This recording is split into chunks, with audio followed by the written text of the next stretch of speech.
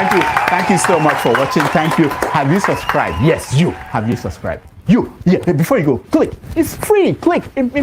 Just that's it. Have you subscribed? You are laughing. Have you subscribed? Have you subscribed? Thank you. Thank you. Thank you. Hey, madam. Thank you so much. I can see you. I can see you. We have to get to 100,000 subscribers. By the end of the year, how are we going to do that if you don't subscribe? Yes, you. Yes, you're about to click off. Why? Have you subscribed? It's free. If you don't, ask your son. Ask your daughter. How to? Just one click. Thank you. Thank you. I see you. Aha. Thank you very much. Thank you very much. I'll see you tomorrow. Thank you. Thank you so much for watching. Thank you. Have you subscribed? Yes, you. Have you subscribed? You. Yeah. Before you go, click. It's free. Click. Just that's it. Have you subscribed? You are laughing. Have you subscribed? Have you subscribed? Thank you. Thank you. Thank you. Hey, madam. Thank you so much. I can see you. I can see you. We have to get to 100,000 subscribers. By the end of the year, how are we going to do that if you don't subscribe? Yes, you. Yes, you're about to click off. Why? Have you subscribed? It's free. If you don't, ask your son. Ask your daughter. How to? Just one click. Thank you. Thank you. I see you. Aha. Thank you very much. Thank you very much. POV. T-Pain once said. Oyin. Yes. T-Pain once said. Ẹgbẹ́ kìíní ìwà èmi ló kàn. Mo ṣọpẹ́. T-Pain once said. Recruit 50 million youths into the army. What they will eat? Cassava, àgbàdo. Peter. T-Pain once said. The farmer will make more money. Your lunch will not be imported. Your dinner will be cassava by our Tawa. T-Pain once said. Ẹ lọ fọkàn balẹ̀, èmi ló kàn. Mo ṣọpẹ́. T-Pain once said. Let the poor breath. Don't suffocate us. We have that responsibility. Lanre. T-Pain once said. Great Nigeria students. Great. Very good.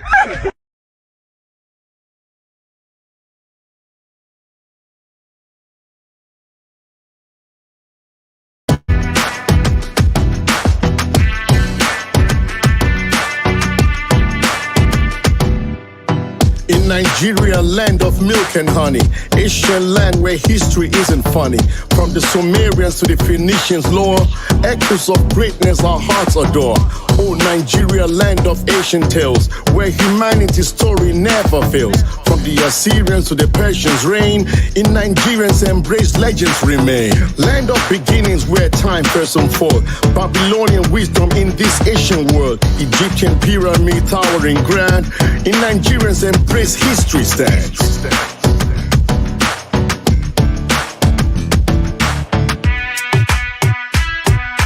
In Nigeria, come and see Nigerian power. In Nigeria, come and see Nigerian fire. In Nigeria, come and see Nigerian shower. In Nigeria, come and see Nigerian wonder.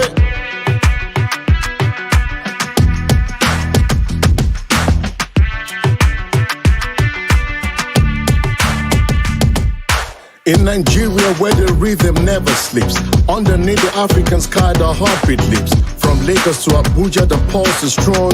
In every corner of the land, we sing along.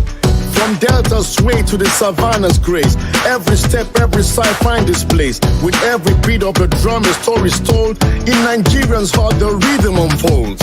Beneath the palms where the night comes alive, the sound of joy you cannot contrive. In every market square, the melodies entwine. In Nigeria, the soul of music shines. In Nigeria, all the spirits on fire. Drum beats echo, reaching higher and higher. In Nigeria, where the music flows free, come join the dance, feel the energy.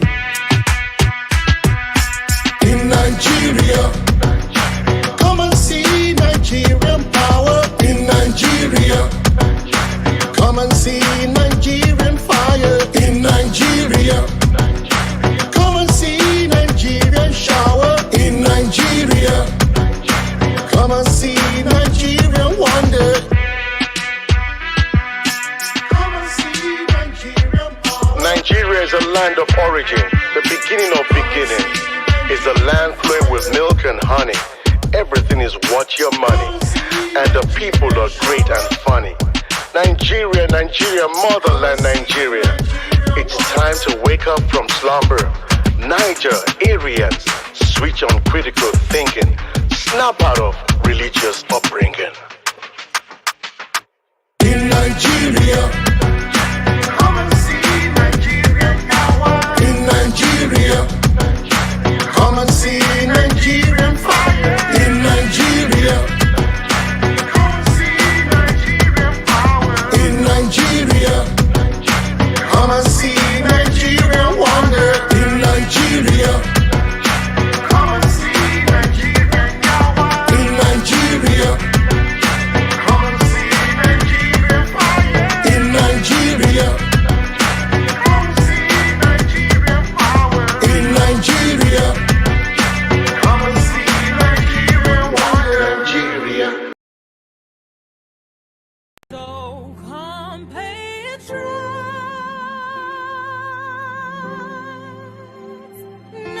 Nigeria's call obey to serve our fatherland.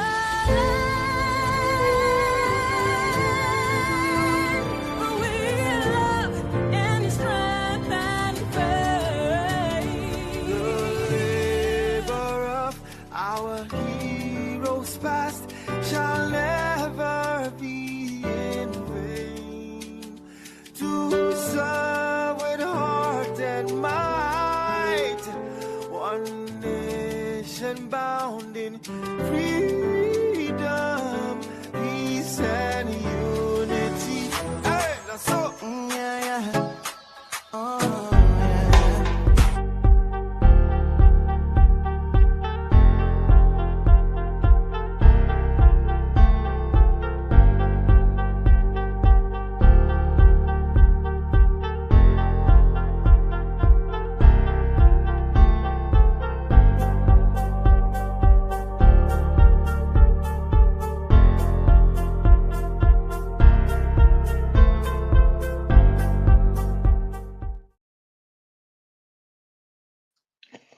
Good morning, good afternoon, good evening, depending on your geographical location. My name is Andrew. Thank you for joining us this evening. It's going to be a wonderful evening and an interesting discussion we're going to be having because I'm joined by a gubernatorial governorship candidate for the November 2024 election coming up in Ondo State. He's joining us from Nigeria. Mr. Kunle, I will greatly appreciate if you could turn on your camera for some few minutes, if just for the audience to be able to see you and be able to put a face with a voice, please. Thank you for joining this very evening podcast. Mr. Kunle, are you there? Thank you so much. Thank you so much for having me. Yeah. Do you mind just, I know you're joining from Nigeria where the network is a little bit challenging, but if you can just turn on your camera for 5-10 minutes just for us to, for the audience to be able to see you, then you can go back off camera, please. Thank you very much for that. Yes, my team is just working on the electricity issues, so we just got it off. So we have to get the gen on. One is on. Okay, let's talk about this. Let's start. Okay, you know what? Let me give you the floor.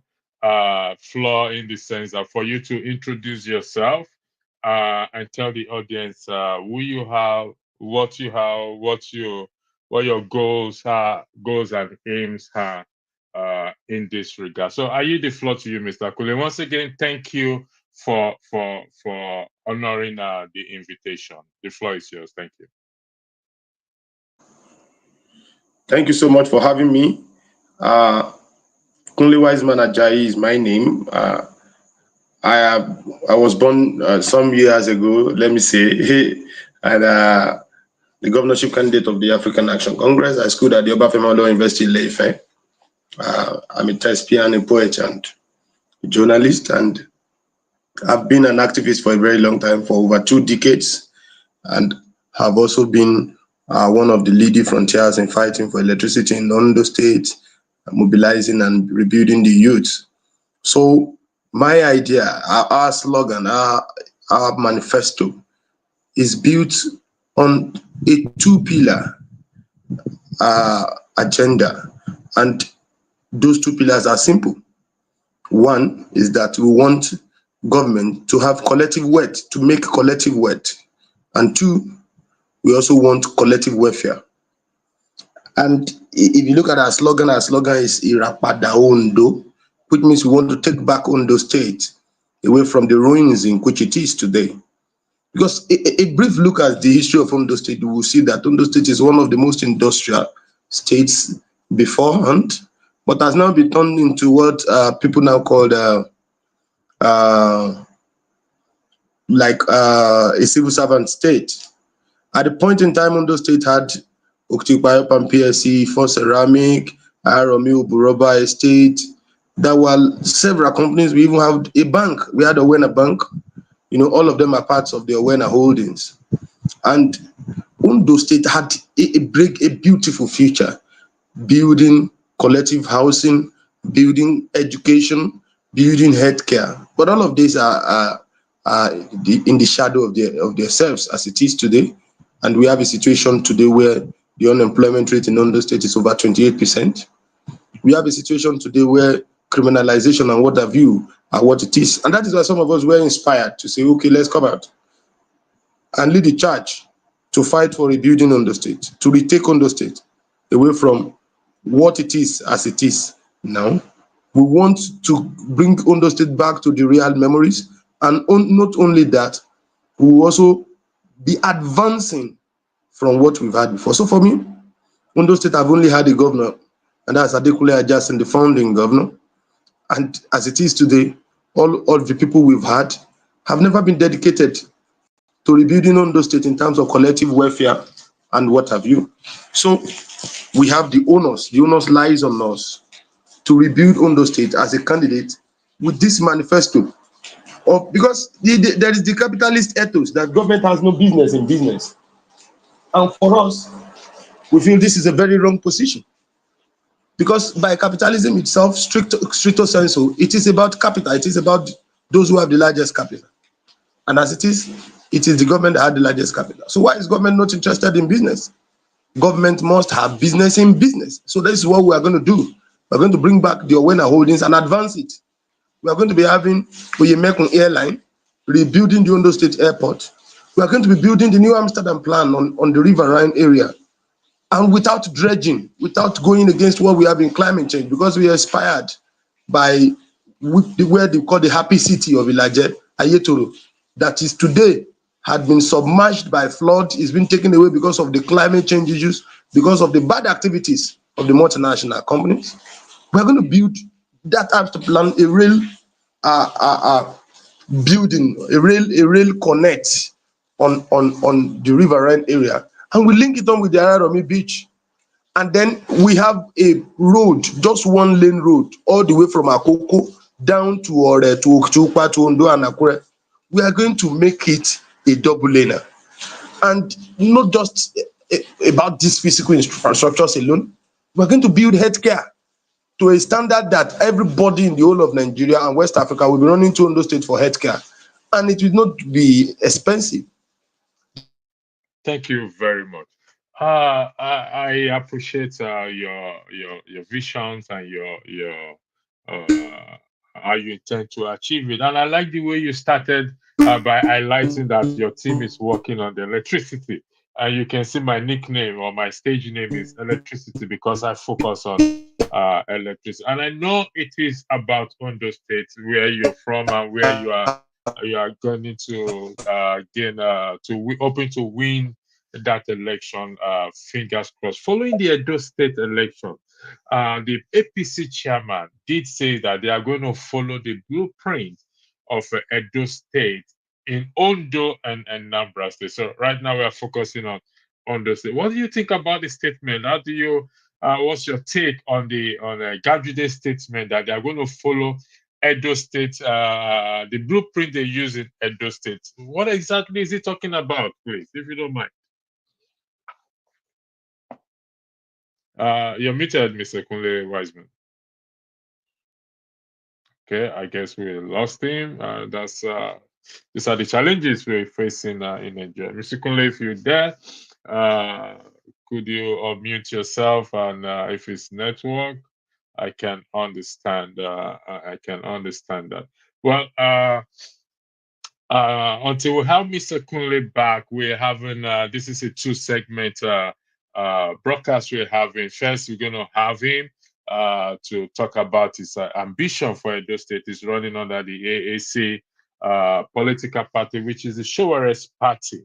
And hopefully he will stay and join us for the crucial discussion later on in respect to we will deliver change, examining Nigeria's political forces.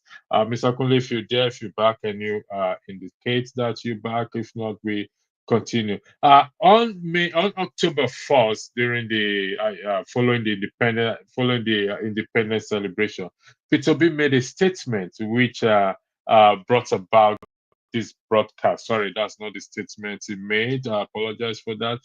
Because we are going to be examining Peter Obi's recent statement, urging Nigerians to liberate the nation from state capture by unpatriotic leader. Mr. Kunle, if you dare just indicate that you're there, then I'll come back to you. I think we lost you there. If not, I'm going to put the link out. I mean, the link on my. So I'm expecting some other people to join me that already have the link. So if you're out there, you have the link. Please feel free to join me. We lost Mr. Kunle. I think I'll bring him back again. Mr. Kunle, if you're there, can you indicate that you're there? But I guess he's not back yet. So that's Nigeria for you.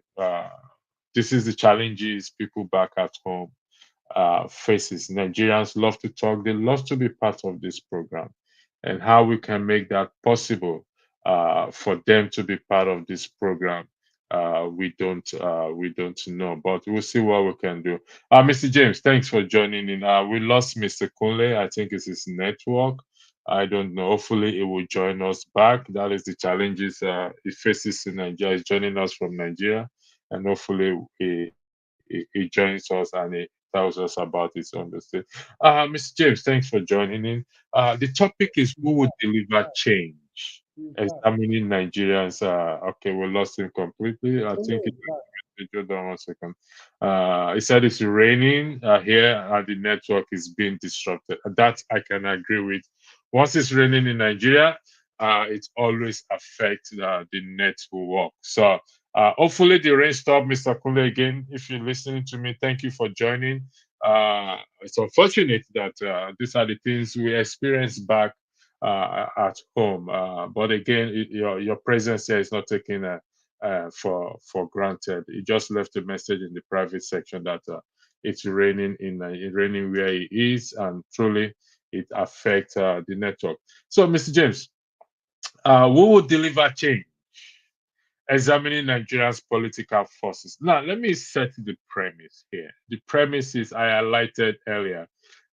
Came from Peter Obi's statement. As we examine Peter Obi's recent statement, urging Nigerians to liberate the nation from state capture by unpatriotic leaders.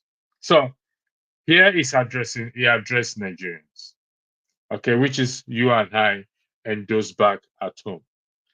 But we have some players already on the scene, which is Peter Obi, Sowore, Nnamdi Kanu, and we don't know if any other person will emerge. I excluded Atiku and Kwakwanso for reasons because I'm focusing on the young ones.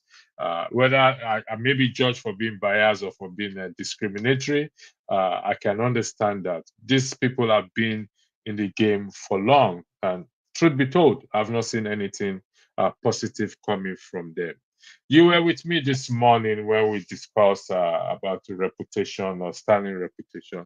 Among these men that I have mentioned, based on Peter Obi's statement, we'll start with Peter Obi first. And I say this is a question before us. Is Peter Obi's focus on transparency and accountability sufficient to dismantle the entrenched corruption he criticized? I repeat the question again. Is Peter Obi's focus on transparency and accountability sufficient to dismantle the entrenched corruption he criticized? Mr. James, the floor is yours. I'll put a link out there for others to join. Thank you very much. Yeah, the issue is this. He had the opportunity. I cannot hear you. You have to speak a little bit louder, Mr. James. Can you hear me? Yeah, I can hear you. Can you hear Yeah, me? much better. Yeah, go ahead. You know, he had the opportunity to liberate Nigerians from state capture. When the election results 2023 was declared, he asked the people not to take to the streets. He believed in the courts. And he went to court, and the court ruled that Mr. Tinubu won. Now, it's a bit strange to me because if the court in the past gave him justice, then we do not know what happened behind the scene when he got justice on 2 occasions or so. If the court gave him justice and he was satisfied with the justice of the court, now the court has ruled. Mr. James, sorry for interrupting. Mr. Kunle, I can see that you're trying to join, but it says your network is not connected. So try to leave and try and join again. If you, I believe you are hearing me, I can see that you're trying to join. So once you try to join again, the StreamYard will prompt you to authorize your speaker, your microphone, and your camera as you did the first time.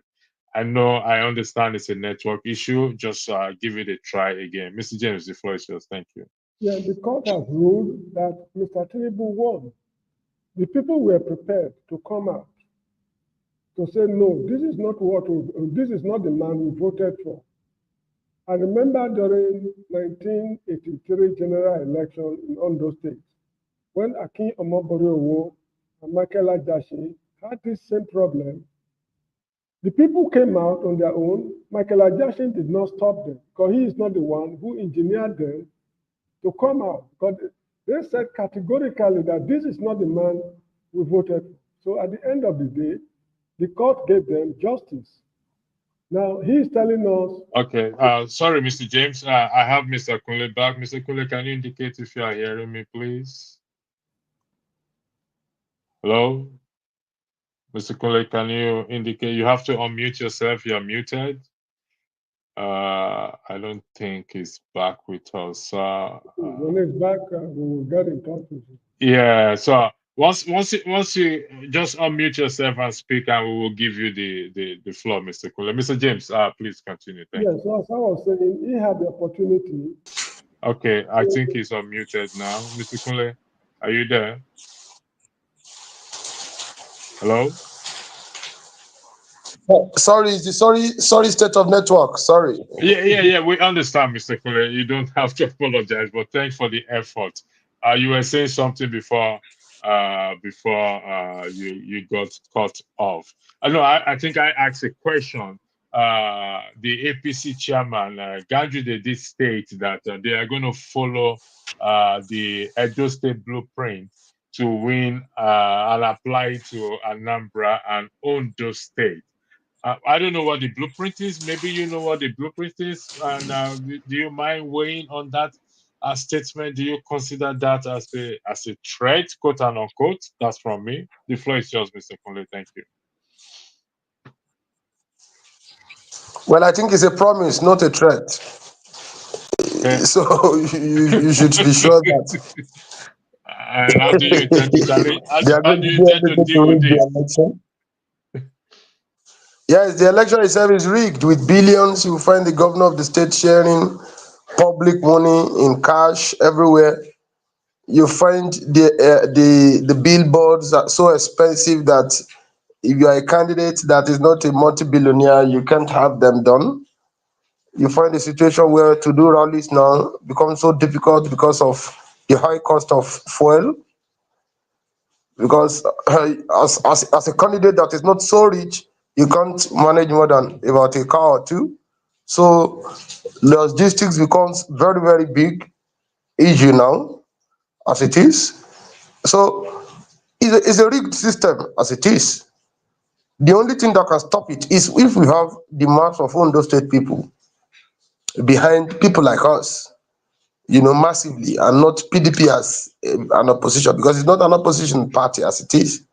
What is being done is more of like, Arsenal Man City, where the candidates really do not matter, but old politicians whose interest actually is politicking. So it's about who can rig your unit, who can rig your word for us, and what have you.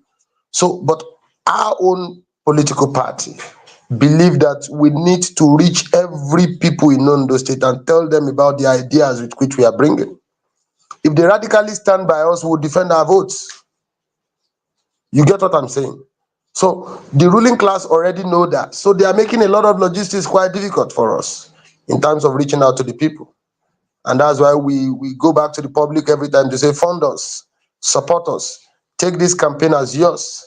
And with those details, such words and promises from Gandola would be a thing of the past. It wouldn't work. Okay. So that is the issue. Sowore certainly an AAC, which the party you belong to, needs the numbers. So this is a question for you, given to the fact that you are a candidate of AACC. Can Sowore's confrontational style galvanize support for systemic reform? It needs the numbers. You are like what you write inside. If the people can rally around AAC and AACN, or do you guys risk losing potential allies who are wary of drastic change?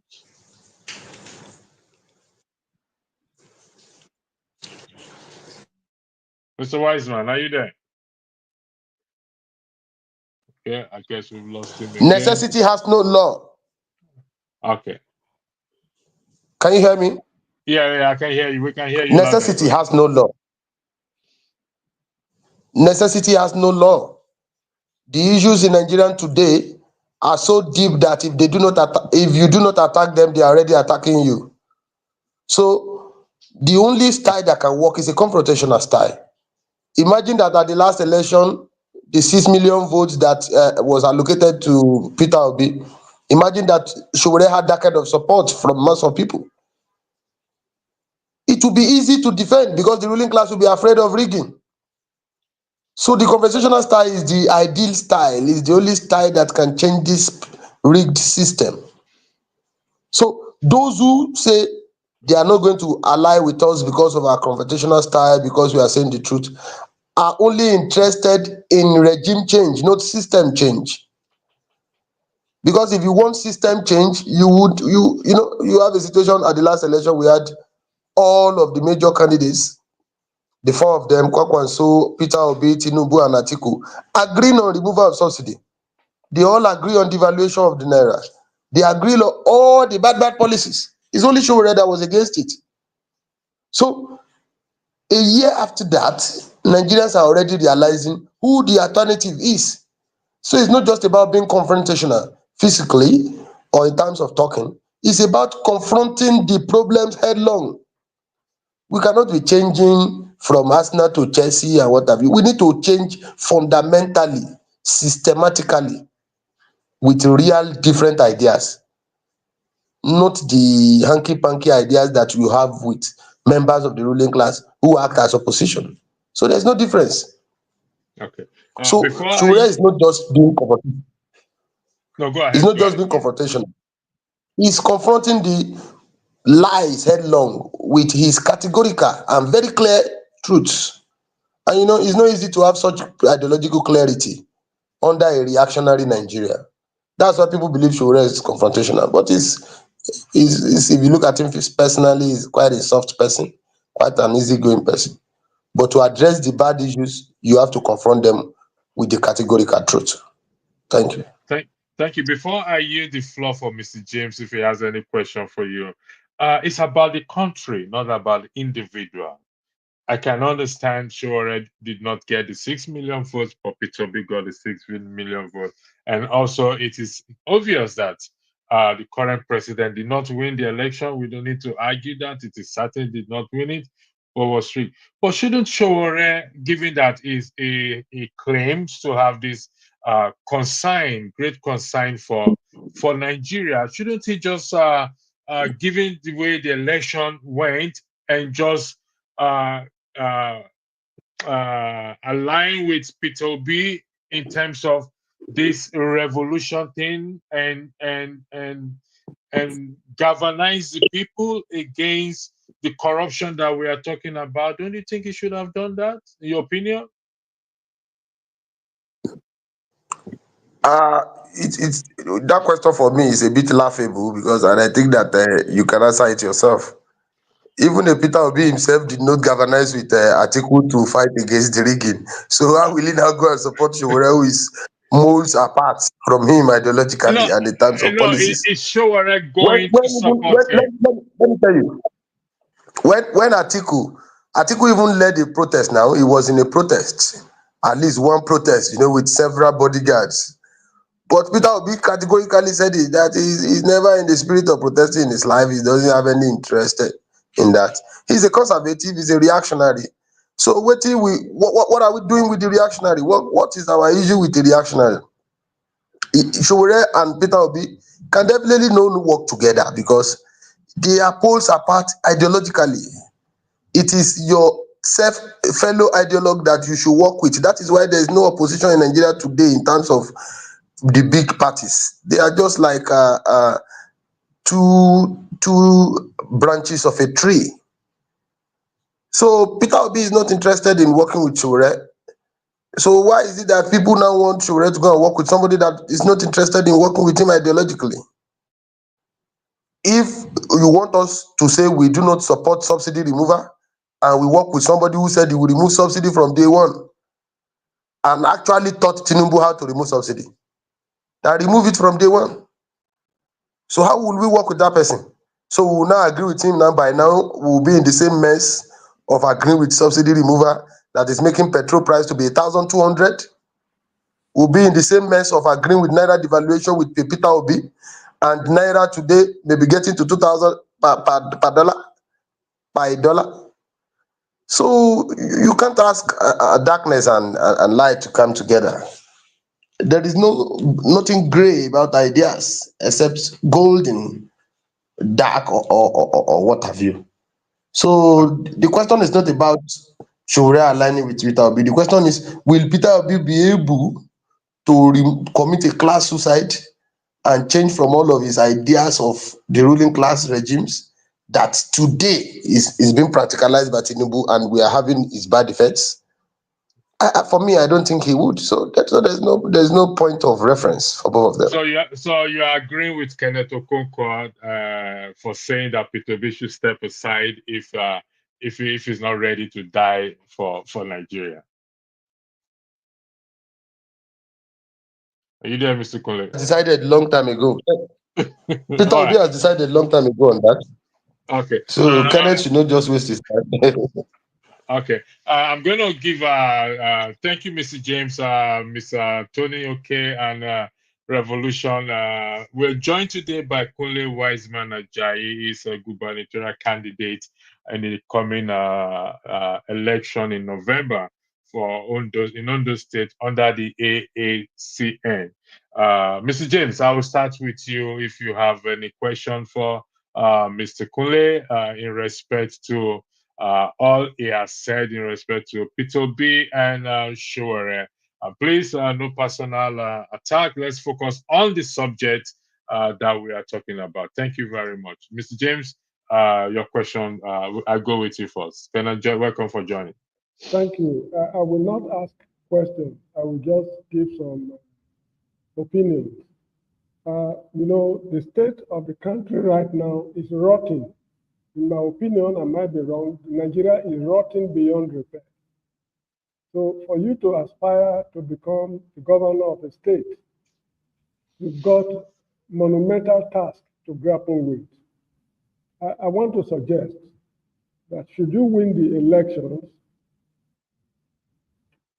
your electionary campaign, try to reduce the number of areas you want to concentrate on. Because there's absolutely no way you can tackle the problems of that state collectively and come out successful. So why not look for key areas? For example, communication, that is roads, education, health, and maybe one other. That is what Awolowo did in the Second Republic. Yes, Second Republic. He had these 4 cardinal programs: education, health, employment, and integrated rural development. He said, I'm going to concentrate on these, but I will not neglect others. If there's money, we will attend to other issues, but these are my 4 cardinal points. That's how he put it. The Nigeria of today, should I say, is more rotten than Nigeria of Shagari's time. The country is morally barren and bankrupt. You've got monumental tasks to handle. But however, here in the Gambia where I live, the Wolof people have a saying that an elderly man who sits down sees much farther than a young man who is standing. You are the one facing the people.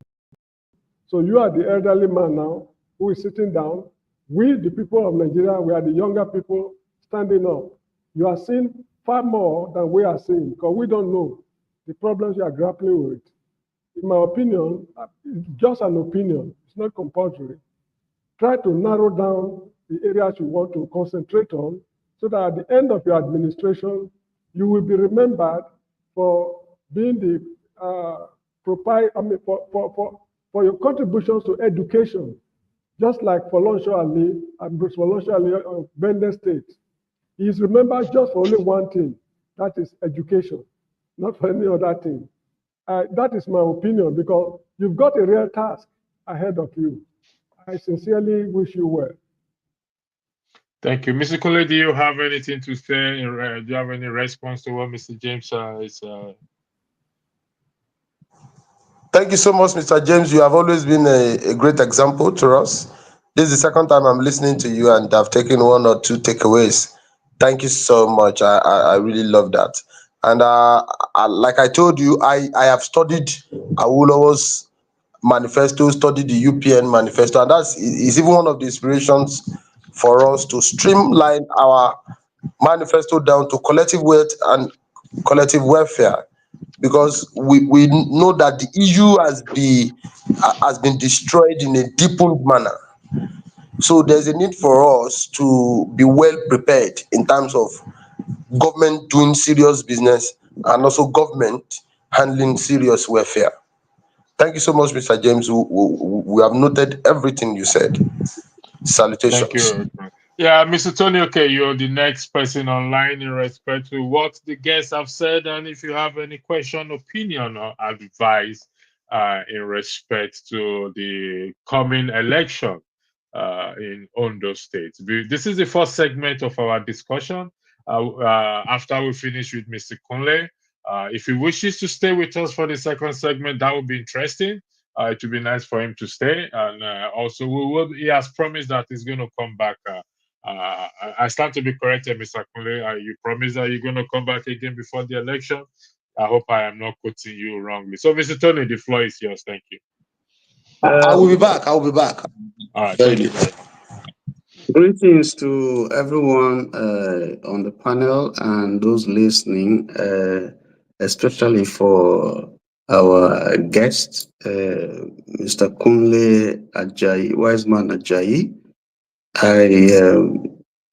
I like to see young people who offer themselves for elective position, and because I think for a long time the young people have not been given the opportunity to run for offices like governorship and so on and so forth, because of some of the challenges, financial and material, that is involved in it. So I want to congratulate you for offering yourself and for the things that you have said. I listened to you and I note the 2 agendas that you set out. You talked about collective wealth and you talked about collective welfare. But I need you for the interest. I'm not from Ondo State, but I love Ondo State. I've been there a couple of times. I need you to break down for the interest of those who are listening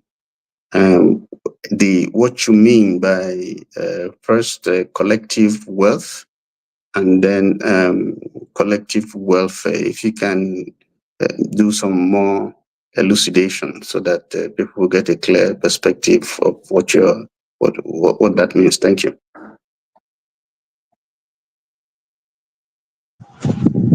Thank you so much. When we say collective wealth, we take inspiration from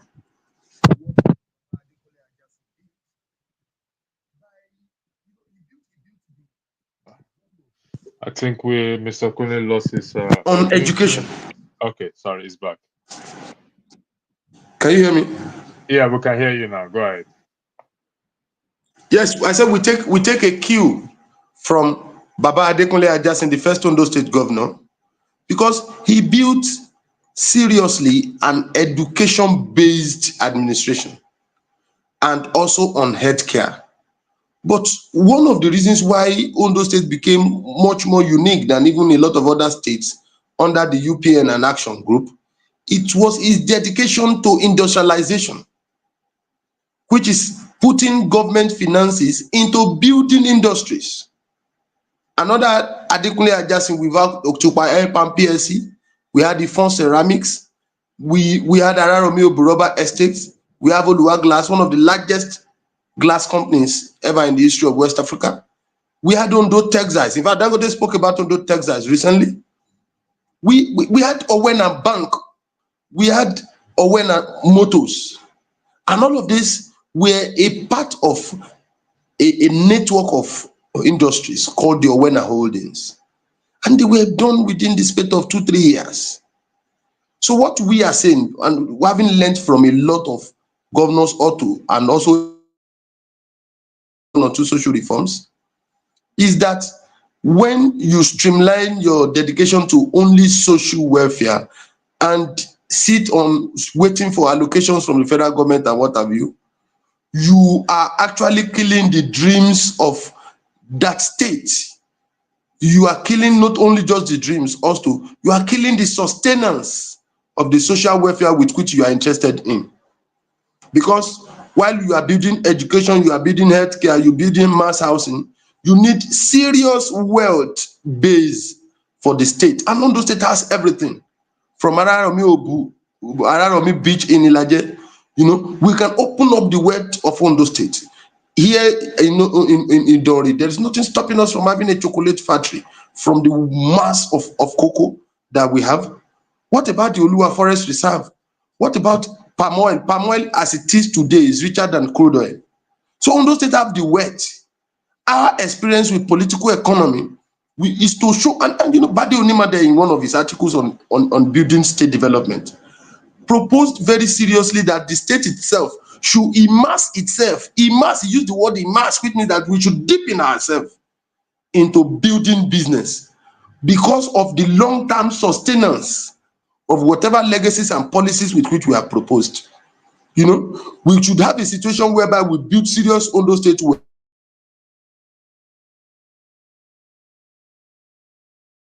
Okay, Mr. Kule is he's joining us from Nigeria, and he's been having challenges with his network. Defend them. We would be. Can you hear me now? Yeah, we can hear you now. Sorry, yes, I think it's probably trying to call me. Maybe he wants to come into. Okay. So we would be able to.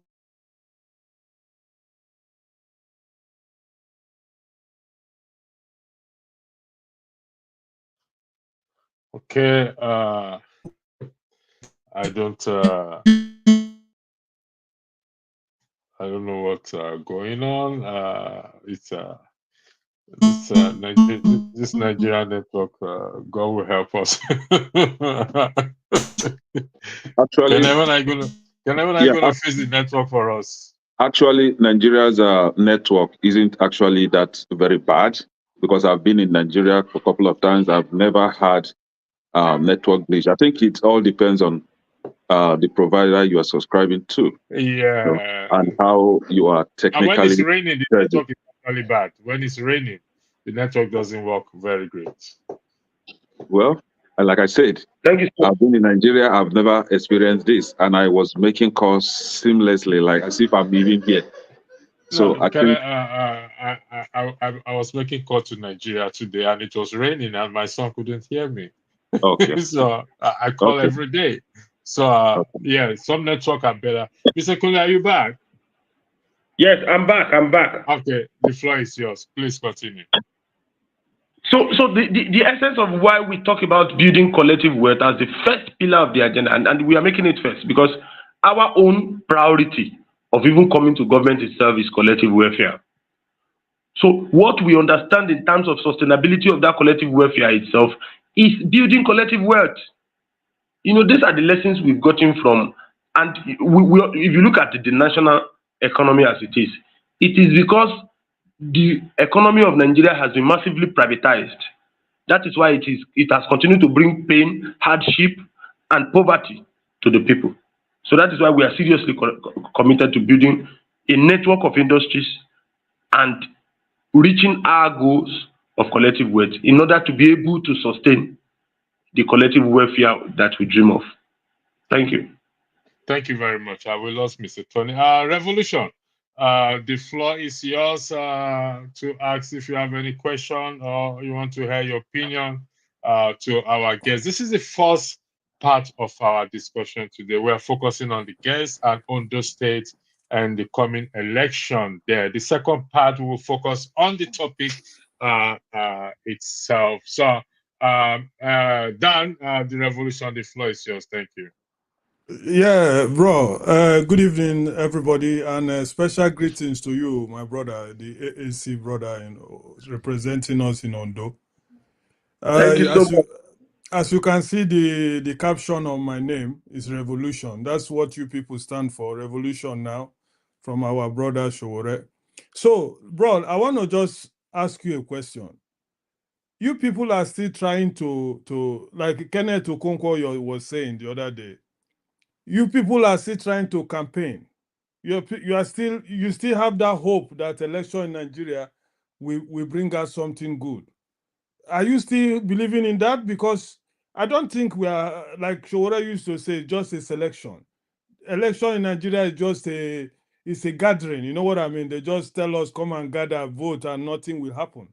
So I'm asking you, how optimistic are you that what you are putting yourself in, are you sure there's going to be a credible result from that? Thank you,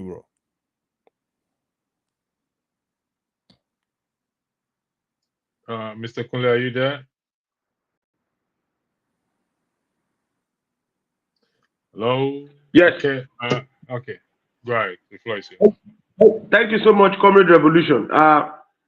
If you look at Shore's attitude towards this discourse too, you could see that we take the election. We do not have illusions in elections because of even according to your analysis.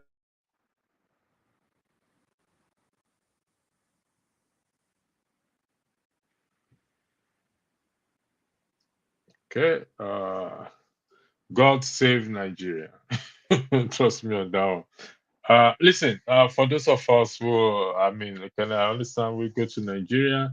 It depends on which network you are using, and truly, when it said it's raining where it is, and when it's raining, it's not always good in terms of network wise. We've lost him, and hopefully, he's going to join us back again. Now, let's go. If he joins us back, we go back to him. But if not, we will start with the second segment of this discussion, and I will be starting with Kenneth, going to man of prestige, and I'll go to Revolution, and I'll go to Mr. James and Mr. Tony. Okay, you'll be the last because I understand you understand. So it's from the backdrop of Peter Obi's statement. As we examine Peter Obi's statement, urging Nigerians to liberate the nation from state capture by unpatriotic leaders. So, okay, Mr. Kunle is back and his camera is on. Thank you for joining us back again. Thank you for having your camera on. So you can answer the question that Revolution Dan asked you. Thank you for coming back. Thank you so much, Mr. Revolution. Let me just quickly say that our attitude to struggle is that it's just like what Malcolm X said, that is either the ballot, you get it, or the barricade. You know, if I say the bullet, they will say I've committed a treasonable felony, but it doesn't matter. What it means is that to be able to do revolution itself, you must be able to reach out to every section of the people.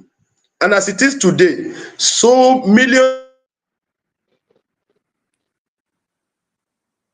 revolutionaries, we should always be where the people are to be able to reach out to the people. We do not have the illusions in that we will be able to win elections. Even if we are winning the elections, we must be able to win it in a revolutionary manner. Because what that means is that if we have the mass of people behind us, we'll be able to lead major.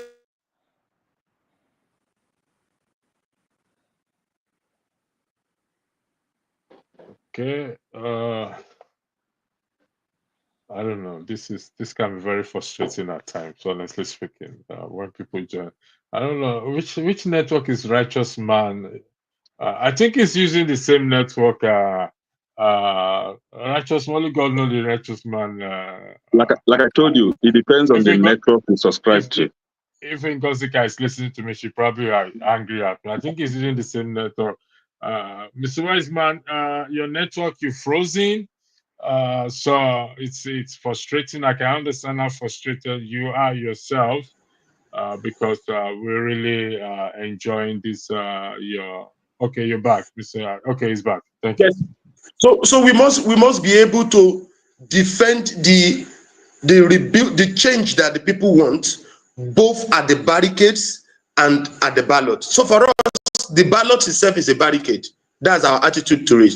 That's why we are contesting. And that's why it was easy for me to be in Ondo State as a gubernatorial candidate of the AAC. I was able to lead the End Bad Governors protest both in August and in October. I was arrested in August, and somebody asked me that, are you the only governorship candidate? Why are you leading a protest? And I told them very clearly that Buhari was not the only governorship or presidential candidate, but he protested. So for us, the ballot itself is a barricade. And without you being dedicated to fighting headlong at that ballot barricade in a revolutionary manner, we will not be able to get there. So Nigerians themselves, we cannot be away from where the people are ideologically. We cannot be away from where the people are in terms of principle. Even when we disagree with the people, we must always be by their side at all times, reaching out to them, telling them about the alternatives, and telling them about what can be done. For instance, in Ondo State, the governor himself called himself lucky. The person contesting in PDP said it's magic. But we tell the people that we are the social reality, we are the revolutionary reality. We are never magic or luck, because it's not a sporty bet or a betting or a lotto affair. It is rebuilding practically, having belief in both the theory and praxis of real social change. And that is why we were able to present a very clear manifesto. Anybody that sees our manifesto of saying we want to build collective wealth, we want to build collective welfare, as against the neoliberal ideals with which those who are there to believe in, because they believe in building private wealth and also private welfare. That is why we are fundamentally opposed to that by saying we want collective wealth, we want collective welfare. So for us, being at the barricade is not just about protest alone. Two, we turn the ballot itself to a barricade. And I give a classical example.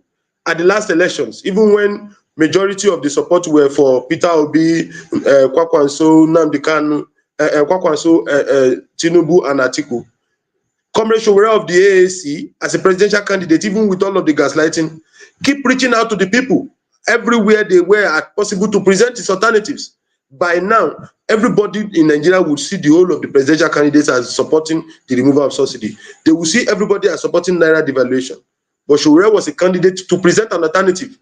And that's why you can see today that Nigerians, oh, I've seen that, okay, I think the ideas of Sowore are the real ideas. So because the ideas we take to the ballot, the ideas we take to the barricades at the protest must be ideas that are workable.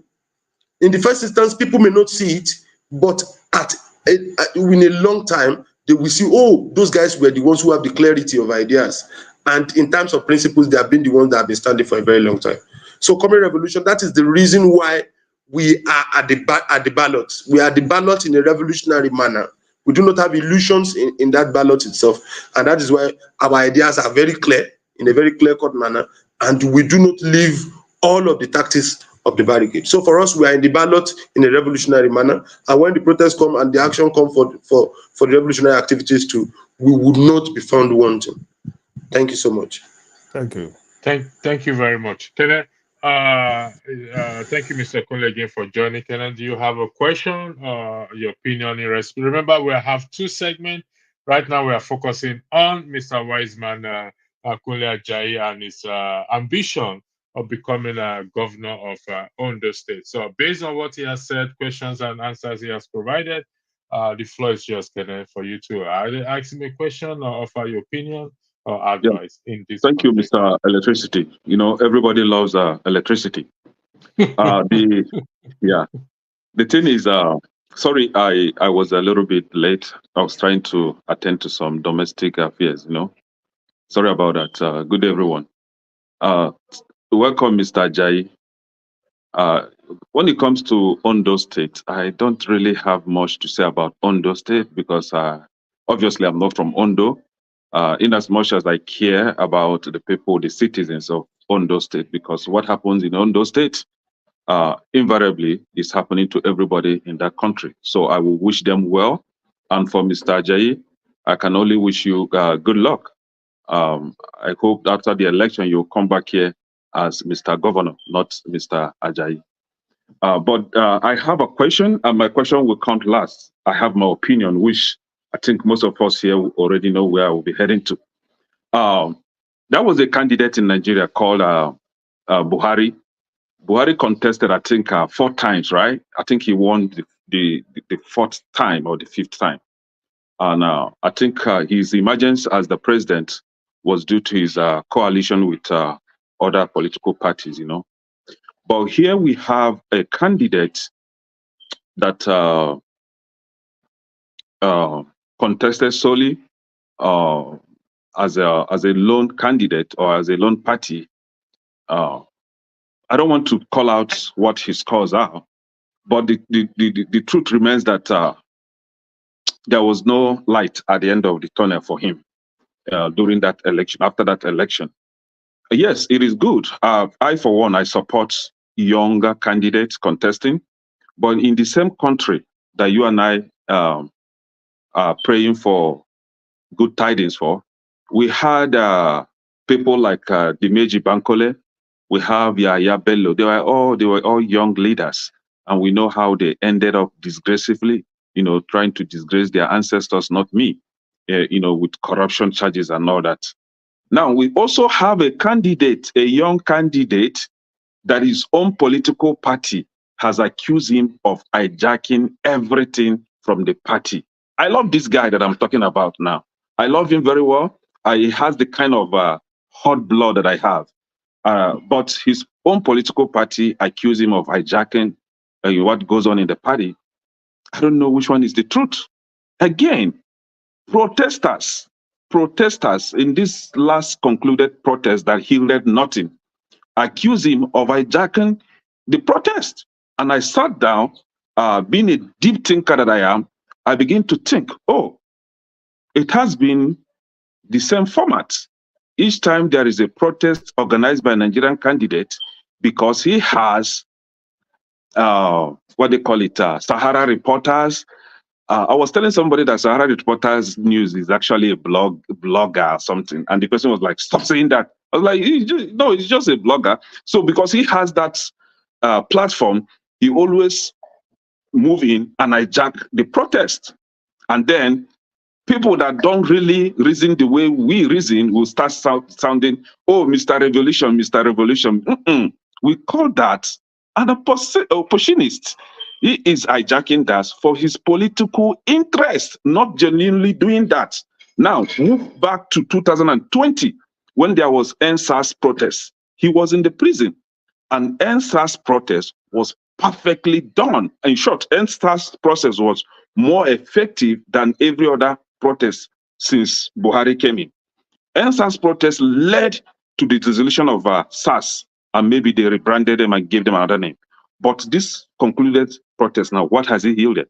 Nothing. The price of cement is going above 9,000 now. Fuel is going up to 1,200. And I was telling somebody yesterday that market by December, Christmas period, fuel will be sold at the rate of 1,500 or even above. Now, my question is, yes, I want to support somebody that has the same hot blood as I do. But my question is, I've realized that you guys always talk about his ideology is different. His ideology is different.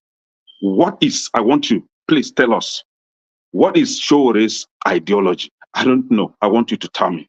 Number one question. Number two question is, what are his precedents? What are we going to look back on and say, oh, this guy achieved this, he did well in this area, he did well in this area, and because of that, I am going to support him. And my reason for staying back from him is because I've seen a candidate that has a template, a candidate that has achieved something in a state that I will now look back and say, because he achieved this, he achieved this, he achieved that, I will going to support him looking forward, or hopefully he will going to replicate same nationally. It is not about ethnicity. It has nothing to do with religion or nothing. I am one person that I don't have time for nonsense. If we want to go for reality show, let's go for reality show. But if you want to start playing games, I'm out. Please answer me, please, my brother. Thank you. Thank you, Mr. Kunle. The floor is yours.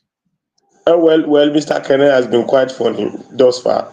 And I use the word funny because he's saying exactly the concocted wrongs, the concocted wrong accusations and allegations that have been up to repeated over and over and over and over and over. For me, I think I take it more because it's more of like the words of the obedience, as conscious ignorance. Why do I say conscious ignorance? Because people themselves know these truths, but keep saying wrong things about it. And for some statements of facts before answering your questions, you were very wrong to say that Sowore was in prison during the NSAS. That's a very, very big, bigly wrong accusation. And it's because you may not know the history of NSAS. I was a leader of NSAS at Alausa barricade. And even at the night when people were killed at Lekki, we were engaging soldiers at Alausa. And we were at the panel together to fight for NSAS. So for me, I am a living witness. And I'm also a leader of revolution now. I was chair of African Action Congress Lagos when Sowore was in prison. Sowore was arrested on 3rd of August, 2019. That day, I was one of the last comrades that he spoke with before I left for Agege and he went to his own abode and he was arrested overnight. They made an attempt to arrest me too. It didn't happen. And then we led August 5 and I was the point person too. We also evaded arrest. They arrested a lot of comrades. As at 2016, during the two-phase protest, and then I think you need to go and do your researches. I wrote about it and I'm happy that I did. As the General Secretary of the United Action for Democracy then, Sowore was the one who we used as our own ambassador when Enough is Enough was using Two-Face Idibia as the ambassador. Two-Face Idibia disappointed because he was forced to disappoint by the DSS. But we brought Sowore to the barricade as our own ambassador and we led a mass protest. And on that February 2016, I wrote it in my report, which was published. You got it by a socialist worker. The major statement Sowore said is the revolution. So, talk about hijack, They are the ones doing same. Sowore were the first set of people. You get it? And I was not even there when they started a WhatsApp group on NSAS. They started NSAS in 2017. I was organizing secretary of Automobile Boat Yards, Transport Equipment and Allied Senior Staff Association when I was asked to come out from my office to lead that protest in 2017. So we led the first protest of NSAS. So if anybody is telling you of hijack, we were the originators of NSAS. And go and ask this guy that later called for an attack on NSAS. You get it? So 2017 was the first protest of NSAS. By 2018, we kept on mobilizing. Go and check the history of Justice for Kolade, Justice for Tina. You get it? And a lot of the actions. By August 2020, go online and check. Sowore was the first person that called for NSAS protest. He was out of prison. We released Sowore December 24, 2019. And I was a major leader of the Free Sowore, where for 6 months we campaigned all over this country. We had every court appearance was a major barricade for us.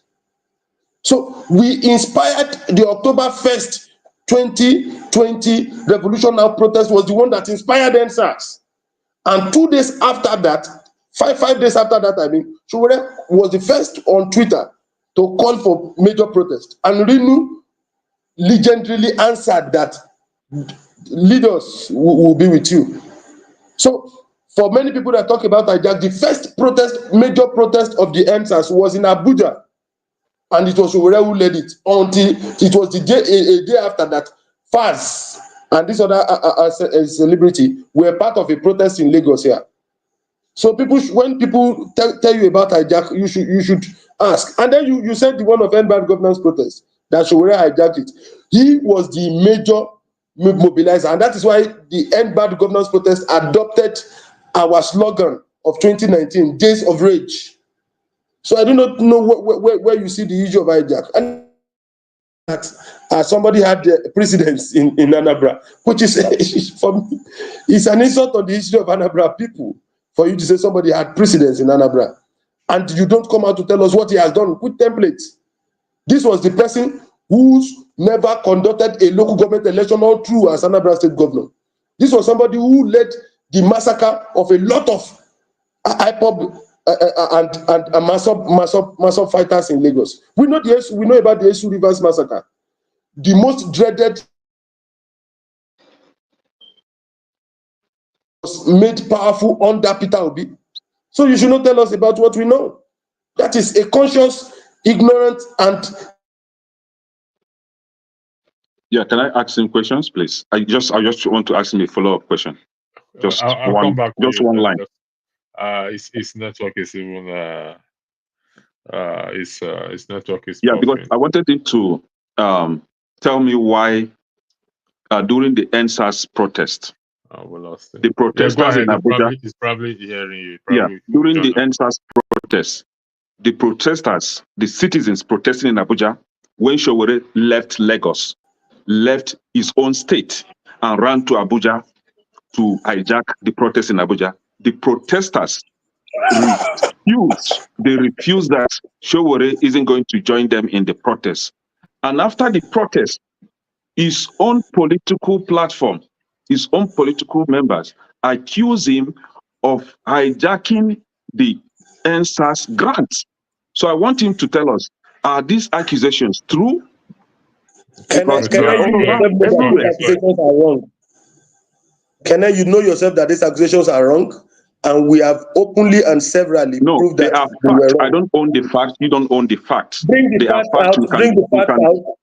Bring the facts out. Kennedy, And let me tell you you have the something. facts. Hold on one second, Mr. Aquila. Bring the Kennedy, facts you out. have the facts. Let me tell you something. It's everywhere, from let me tell you Punch something. to Cable to Premium Time. Bring it to, out. No it's newspaper. everywhere. Just No Google it. newspaper. One second, Mr. Kunle, Mr. Kennedy. I would like to say this, please. Those of you in the comment section, please, can you keep your comments? I appreciate you joining this thing. Please, can you keep your comments decent, please? I would really appreciate that. Thank you. I apologize for interjecting the both of you. I will come back to your question, Mr. Ukule. We'll go to Man of Prestige. Man of Prestige, the floor is yours, please. Then we'll go to CM. Yeah. Good afternoon, everybody. Greeting to Mr. Kunle Wiseman Ajayi for at least joining us from Nigeria. It's very difficult to get to people from Nigeria to come and talk to us, regardless of party affiliation. So I commend you for that. So my question is just going to be very simple because of the way I feel about Nigeria. I mean, we are living in what I call an imperialism right now, which is pretty much an empire. So I have if I have to say the way I feel, that it's going to be very difficult to decolonize us from where we are. This is beyond the leadership of Nigerian stage we have, because it has to do with the mentality, the mindset of Nigeria in totality, where we are as of today. Because the people, whether they put the people in the government or the people came there by any kind of atrocity, whichever way it is, this is the situation we find ourselves.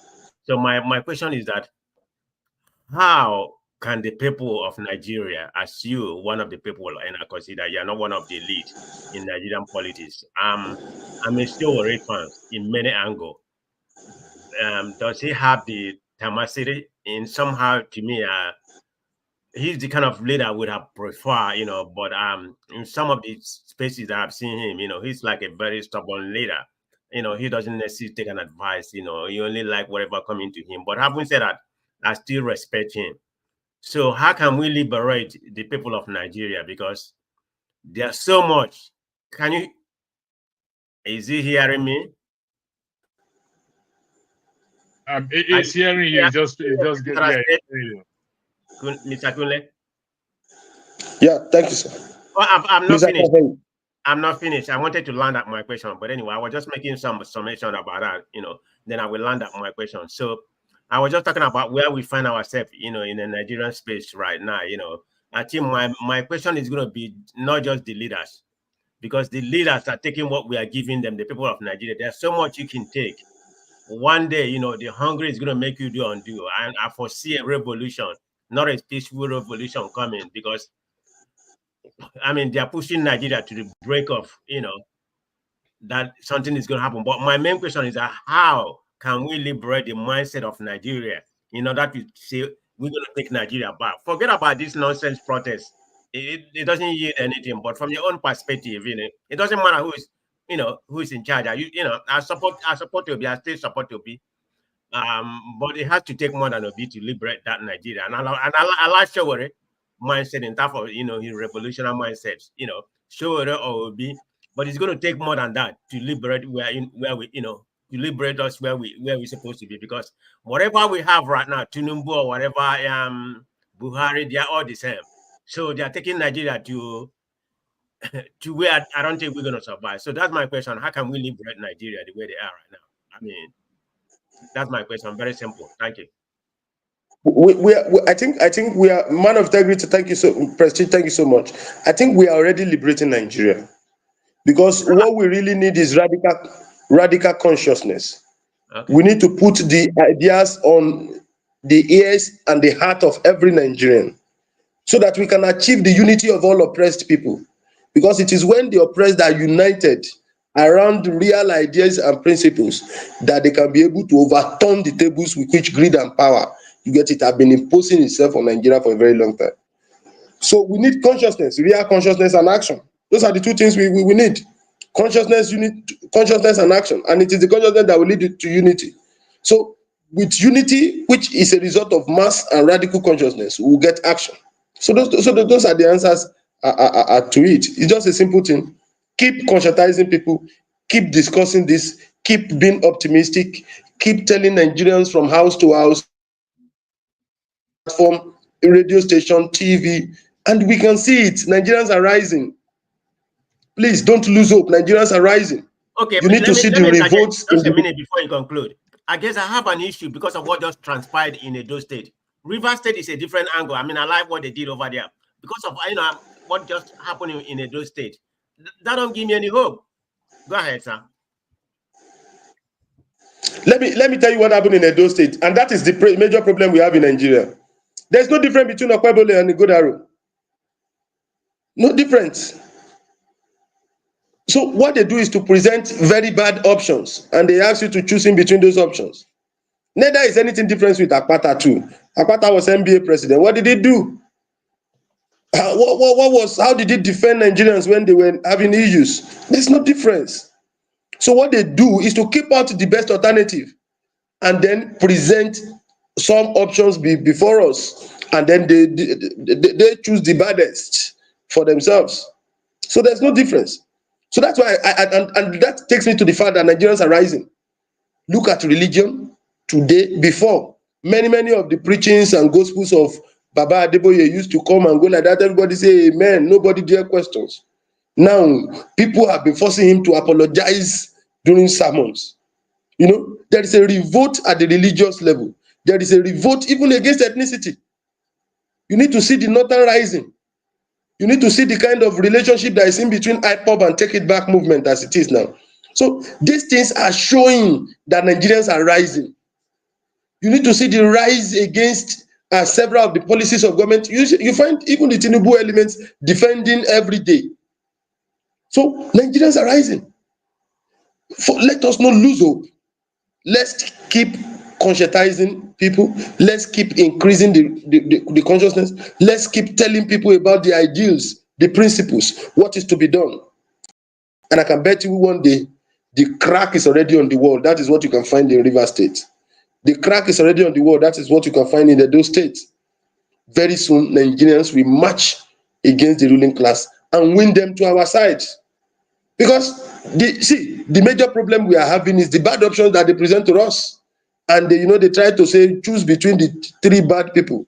One still better pass one. They are not telling you choose a different alternative. And they keep on telling us that, okay, all of them are devil, but at least let's go for the cheaper devil. The devil that seems gentle and controllable. But there's no difference. So, man of prestige, I can bet it with you that no matter the outcomes of what you're having, like what in Rivers State for me is illusory. I don't see any difference between Fubara and Wike. No differences. All fake promises, all use of greed and power, all uses, it's just these intra-godfatherist battles that people are now defending.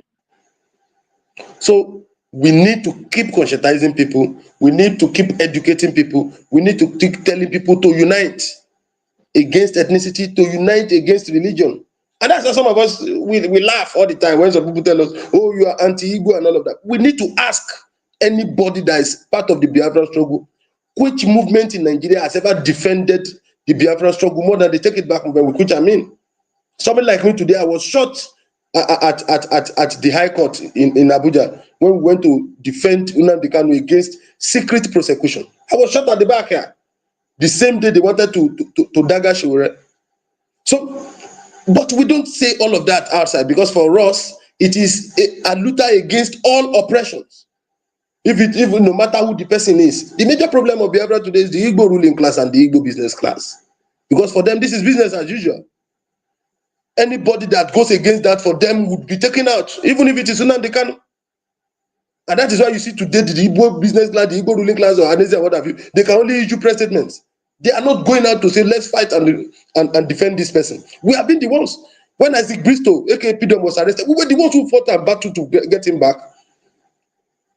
And he is an obedient. For us, there is nothing that can divide us. We fight against all oppressions.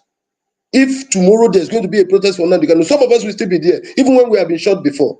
Because for us, self-determination is a political right. And aside the fact that it is a political right, it has been shown that this person is actually popular within the Igbo hemisphere. So for us, the people of East they are being gaslighted, and we need to still keep battling. We need to still keep educating them, so that in the next protest, the North has risen. There will not be boycotts anymore in the Southeast, but major mass action. We'll unite all of these actions all over the country, and I can bet it with you, we'll defeat greed and power. So let's keep being confident. Let's keep being optimistic. Let's keep being mobilizing. Let's keep organizing. Let's stop and reduce lamentation, because you cannot be lamenting over spilled milk already.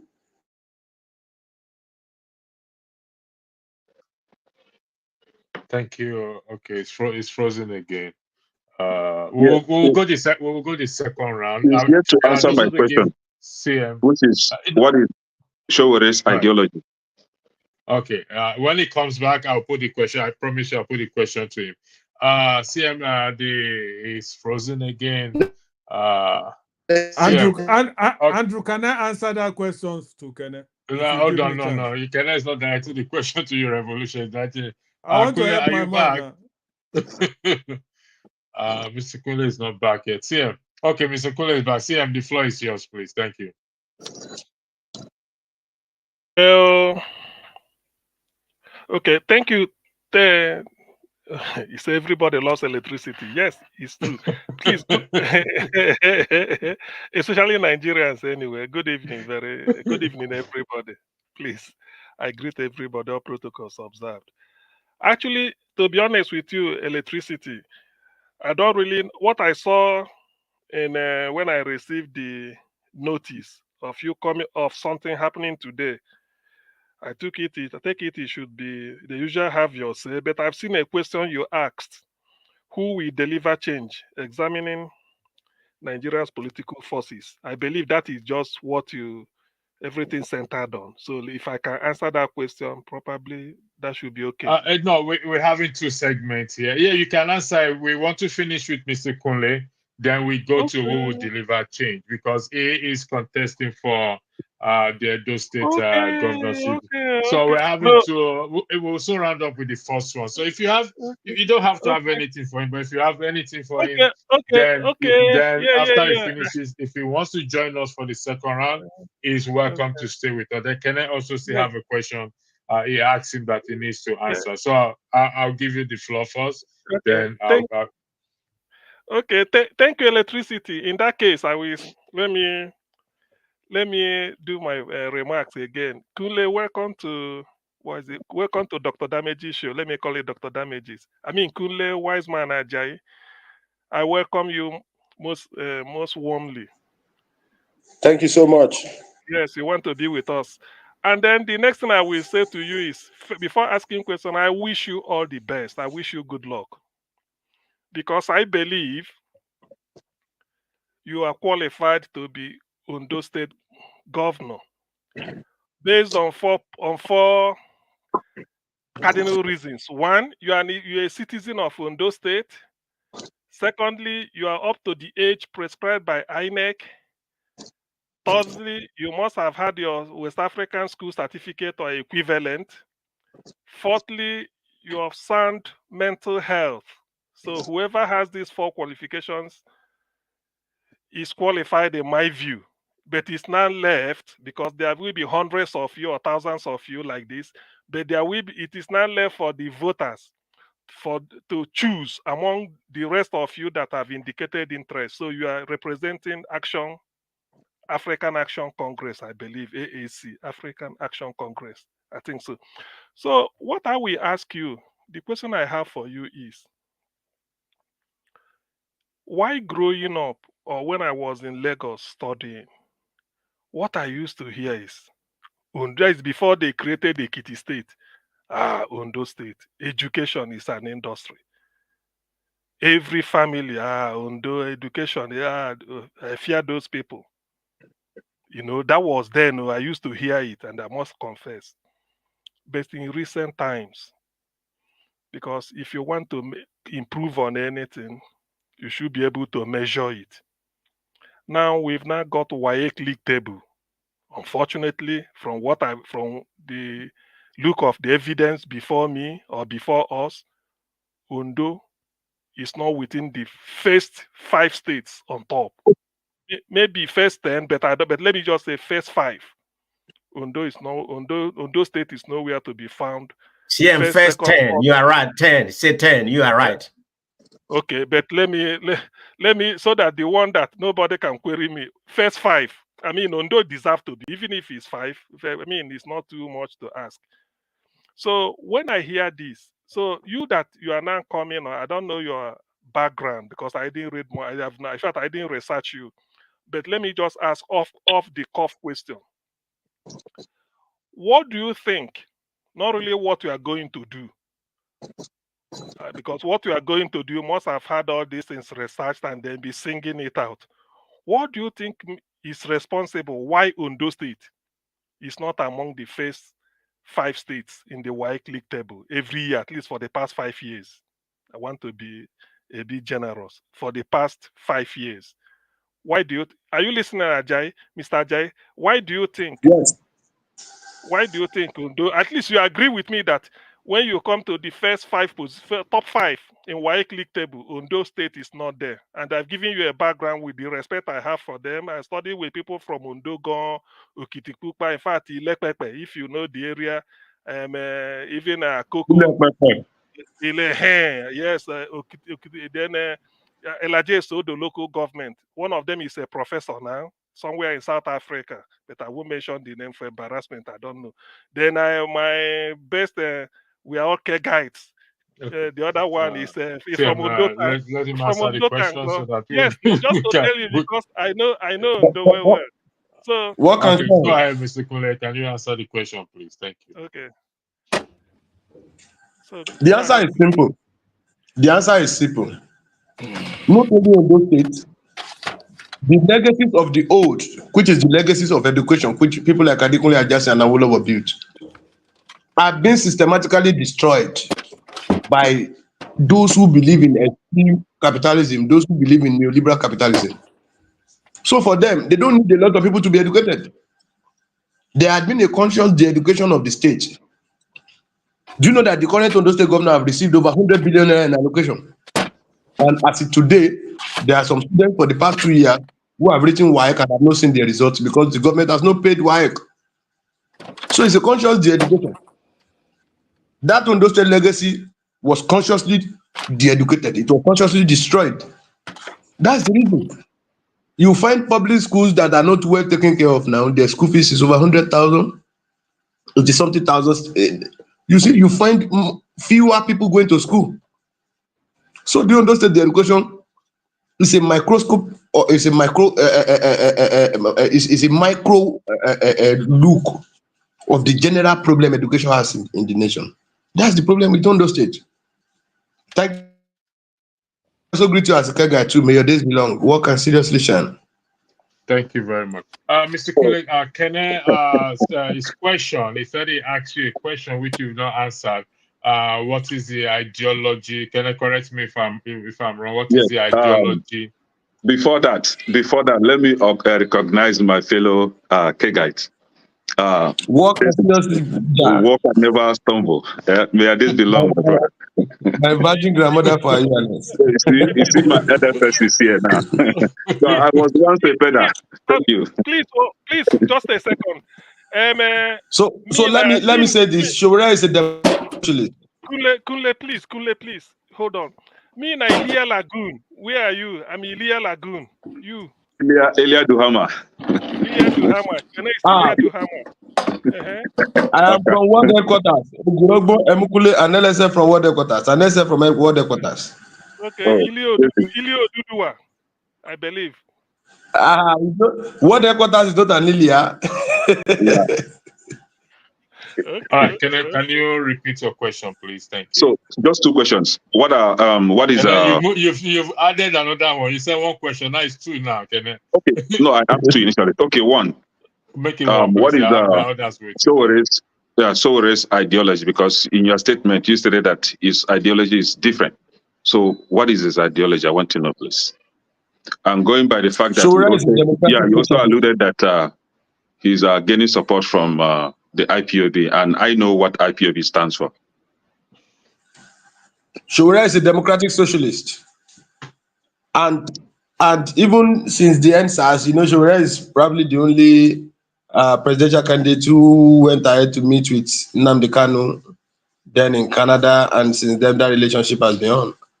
And thus far, our organization has been the only organization that has been brutally out publicly to speak and take actions in defense of for the release of Nnamdi Kanu. We are the only organization outside IPOB, outside Southeast.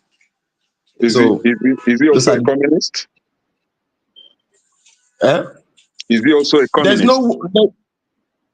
There's no one that is a communist until there is communism. But socialists believe that when we build a socialist Nigeria, it will get closer to communism.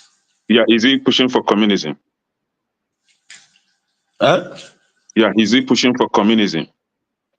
But at least communism is the last stage of socialism. So let's have a socialist Nigeria before that everybody will be wealthy, everybody will have great welfare. First and foremost, before we talk about communism. Thank you very much. Finally, we go to Ferreira. Ferreira, do you have a question for the guest, based on what he has said, please? Yes, I do. Yeah.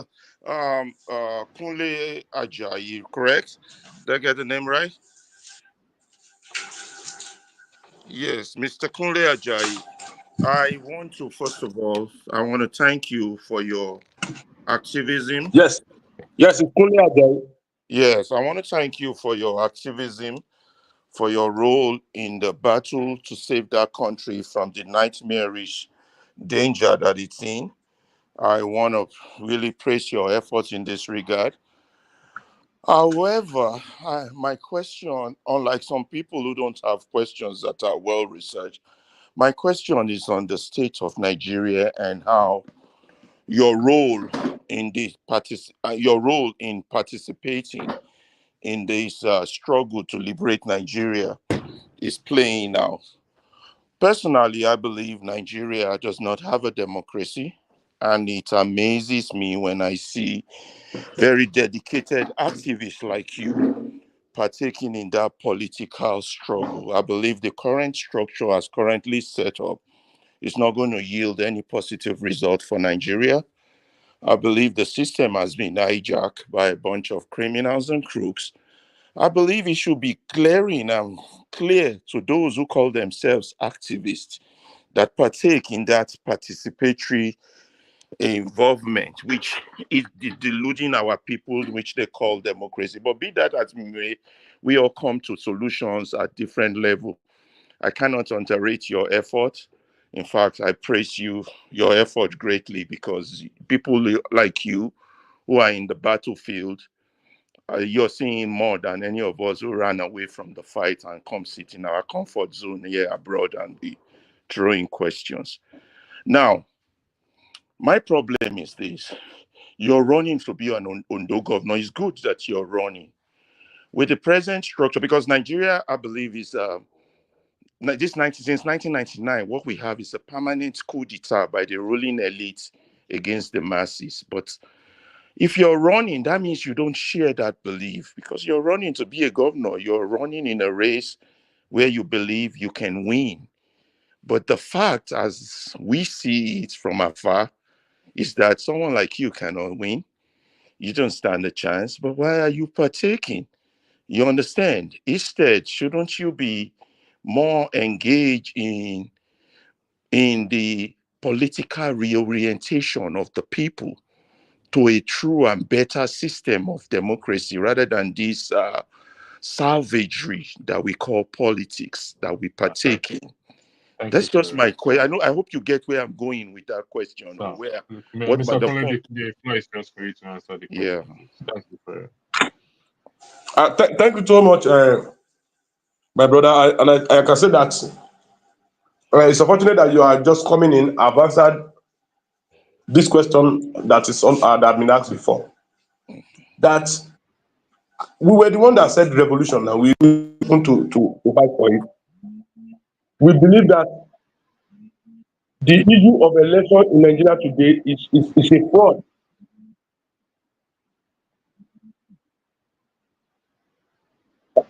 Yet, we believe that the election itself is a chance to reach out to the people.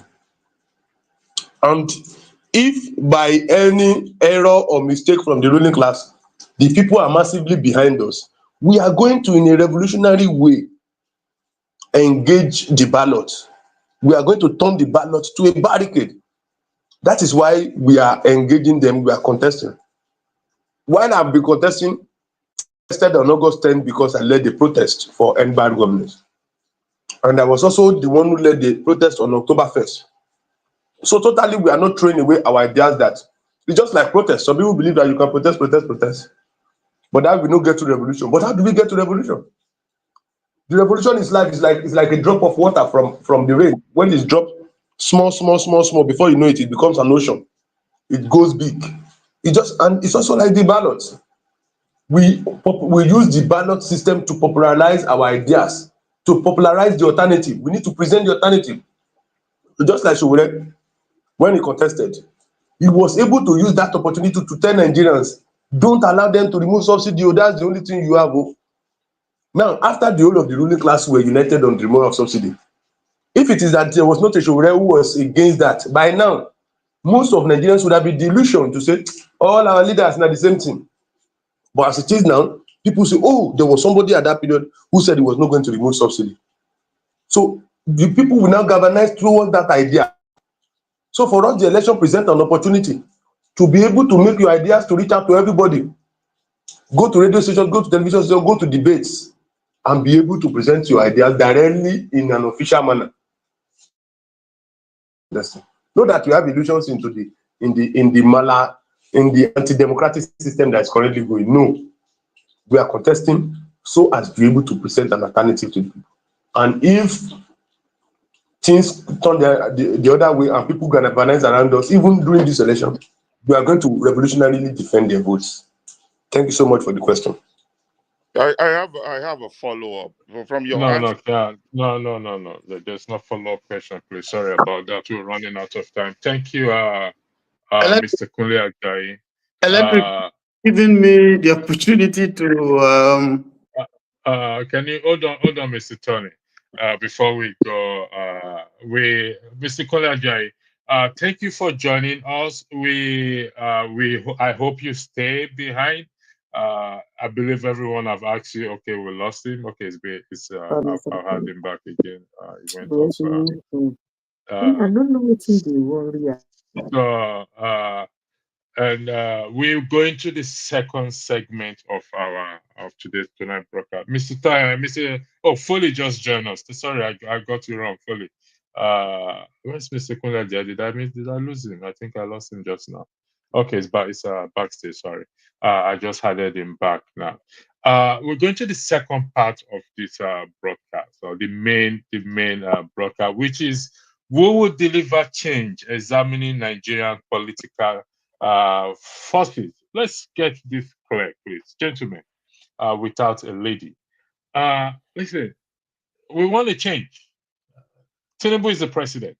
We can't change that right now, except by some divine intervention. We're going to change it. But 2027 is around the corner here. Mr. Kunle Ajayi is with us here, and I hope he stays with us for this second segment, because it's going to be a free flow discussion as much as possible.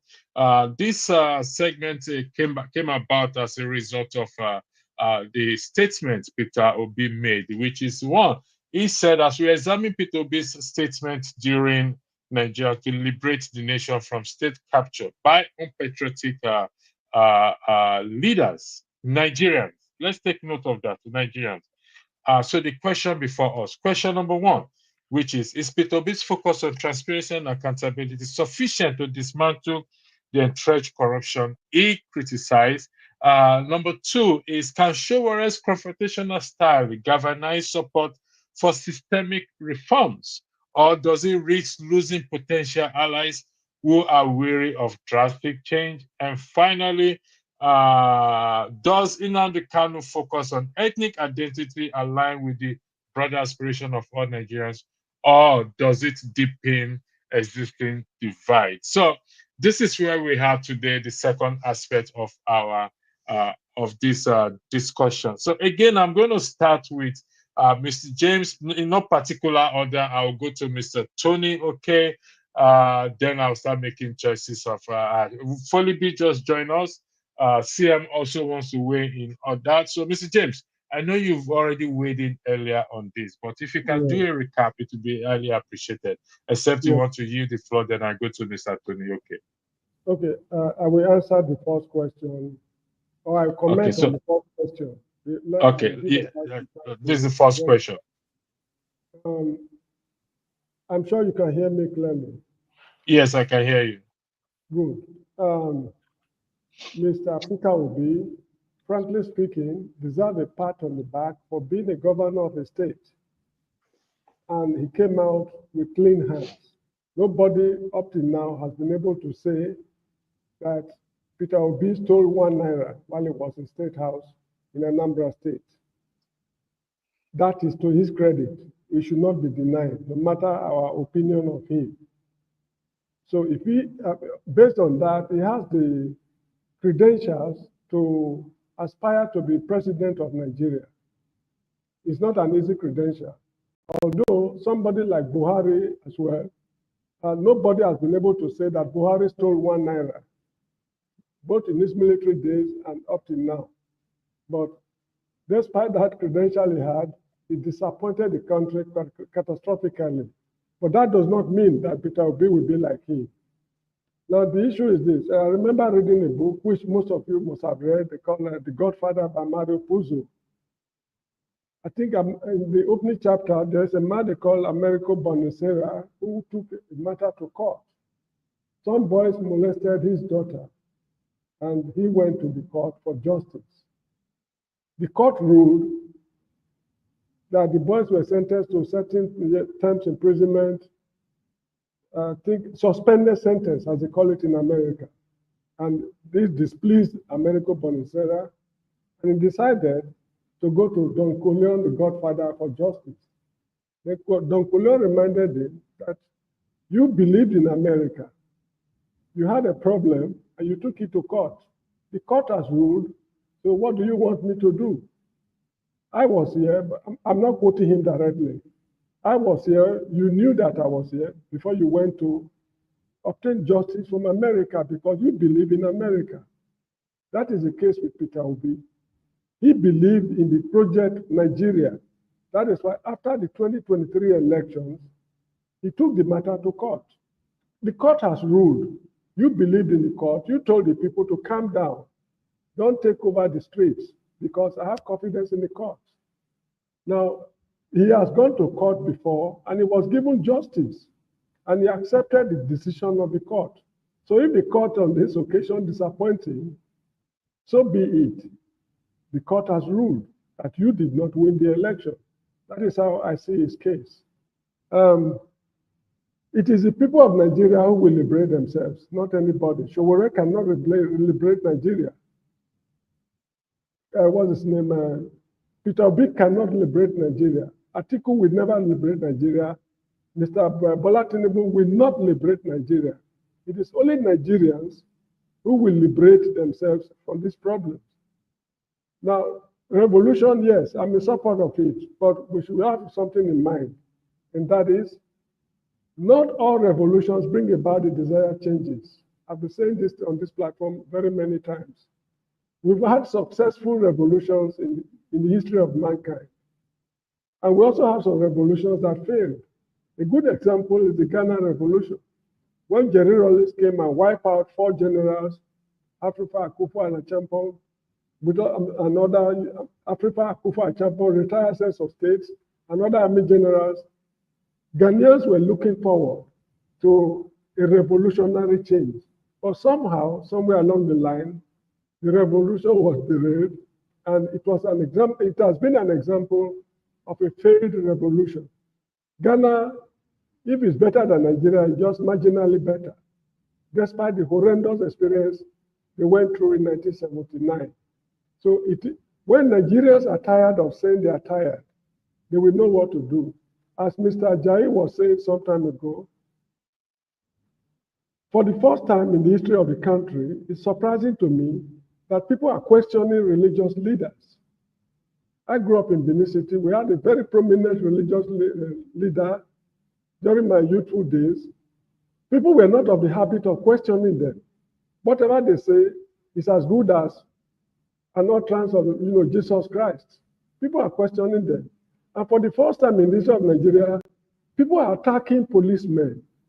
When I was in Nigeria in those days, if a policeman is killed in a neighborhood, that neighborhood will experience what I would call unmitigated disaster. People are already attacking policemen. It's very strange to me. that this is happening in the Nigeria where I grew up. This is because the people are already getting tired of saying they are tired. But the truth is, we are not tired enough. That is why the shenanigans are still, being perpetuated. So we just have to intensify our effort. Be it Peter Obi, Sowore, or whatever it is, who will take the country to the promised land, fine. It's not who becomes the president that matters, but who will liberate the country. Awolowo was never a president of Nigeria, but even the non-Yorubas are still talking well of him. So it's not a question of who should become the president. As for Atiku and others, they are complete write-offs. Their ambition is to loot more, to plunge the country into confusion with their neoliberal ideas. Even he said categorically that should he become president, he's going to sell NNPC. NNPC will be sold. And if NNPC is sold, your guess is as good as mine. What happened to the crude oil reserves in the country? So let us all try to see things from the same point of view in dislodging the ruling class from office. Because since independence till now, it is the same people who are mismanaging the country. If they are dead, they hand the baton over to men and women of their choice. So for as long as this system continues, we will never see the promised land, let alone get in there. The ruling class must be overthrown, not Bola Tinubu. If you overthrow Bola Tinubu today, the problem will still continue. So as a person, he's not the one responsible. It's a system that should be overthrown at all costs. Even if it will cost us as a nation, let post-Nigerian republics emerge.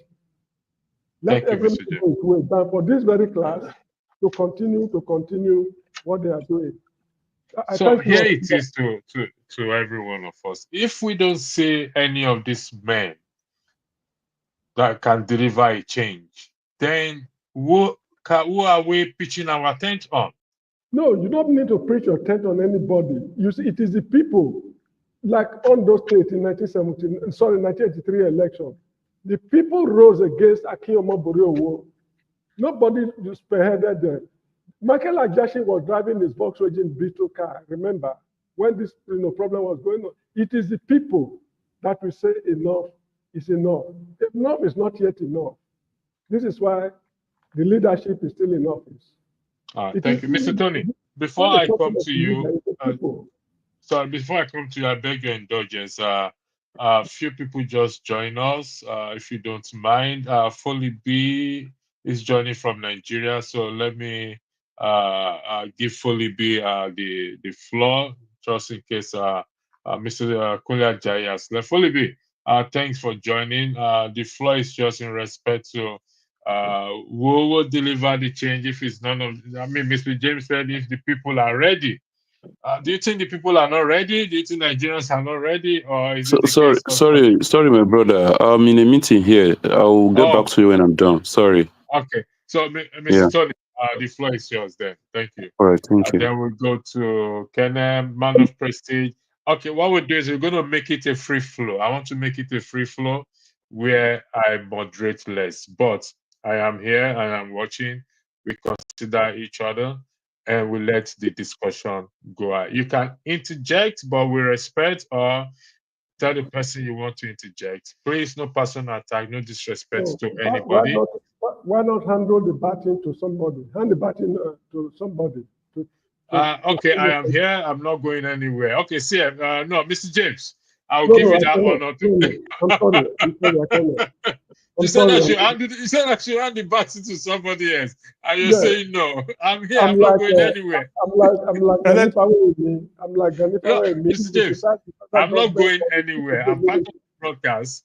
Electricity. Yeah. Please, let me just tell you something. Go ahead. The system that you want to introduce now is the system that is causing trouble in Nigeria.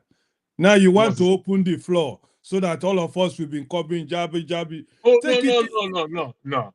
Listen. Why don't you just take it one after this person, that person, Mr. Tony, that person. the floor is yours. Thank you very much. Once again, greetings, everybody, and those who are listening. I thank Mr. James for his contribution. I agree substantially with some of the things that he has said.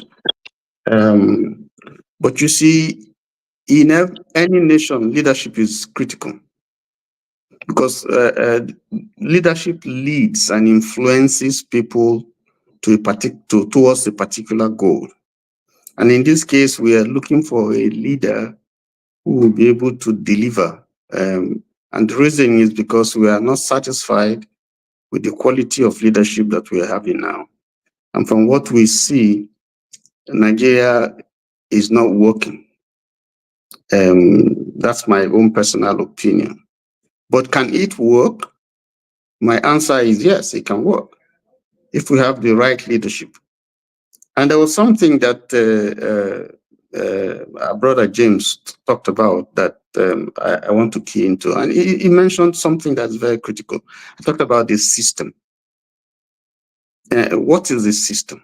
What is a system when you're talking about politics? It's critical, to the survival of any democracy. We say we're practicing democracy. What kind of system?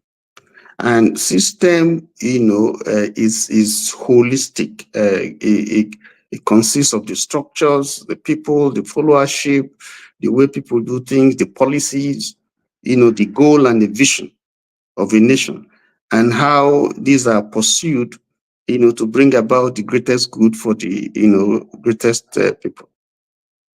Now, can I ask some very important questions? I was asking Mr. Kunle Wiseman Ajayi about Sowore, and he said, what is Sowore's ideology? And the second question that he asked is, how is Sowore better? Or how would Sowore be a better leader than any of those that we currently have seen or that are angling to take over political power, leadership as president? I'm not quite sure that question was well answered. Because we need to know the antecedents of somebody who wants to lead, not just talk. Like I said, if you are going to build a house and you are looking for a builder, you want to know how well, if he has built a house before, and you want to see the houses that he has built, because you want to obtain some information that will enable you decide whether you can entrust your resources, your money, your hard-earned money to that person, and if he is capable and able to build the type of house that you want. So I think that we have heard Sowore, we have seen all the struggle, but what all we seem to hear is revolution, revolution, this revolution, this. This is my opinion. And usually revolution, it's easy to mount revolution, but sometimes when it starts, you don't know how it's going to end. What is the vision of revolution? What kind of change is it going to bring? There's the saying that the more things change, the more they remain the same. So we don't have enough information concerning a Sowore. If he becomes president, what is he going to do? It's not enough to say, I don't believe in taking away subsidy. What are the options? What is the implication of having subsidy? What is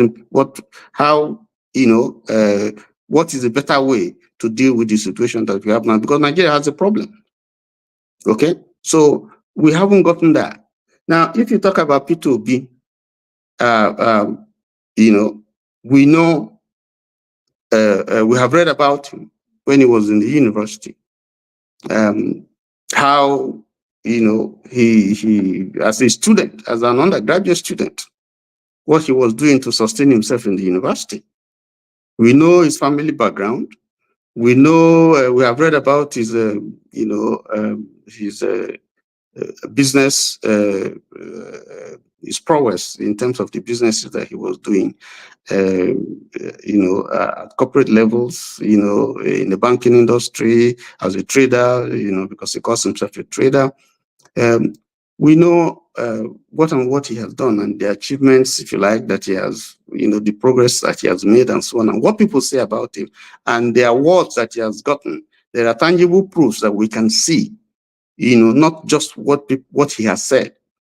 Now we see him as the governor. We see how he came into politics, the challenges that he had, and yet he won. And then we have seen the things that he did as governor for 8 years. And then moving out from there, we watch his life as a private citizen. We watch him, as advisor to Goodluck Jonathan and so on and so forth. So we know so much about him. And so we have some information upon which we can make some informed decisions. We have watched his pronouncements. We saw what he did, during the presidential elections, how he was able to galvanize people within and outside Nigeria, to pursue his political ambition. And then we saw, of course, the system. We saw the outcome, and we see what the system, what happened,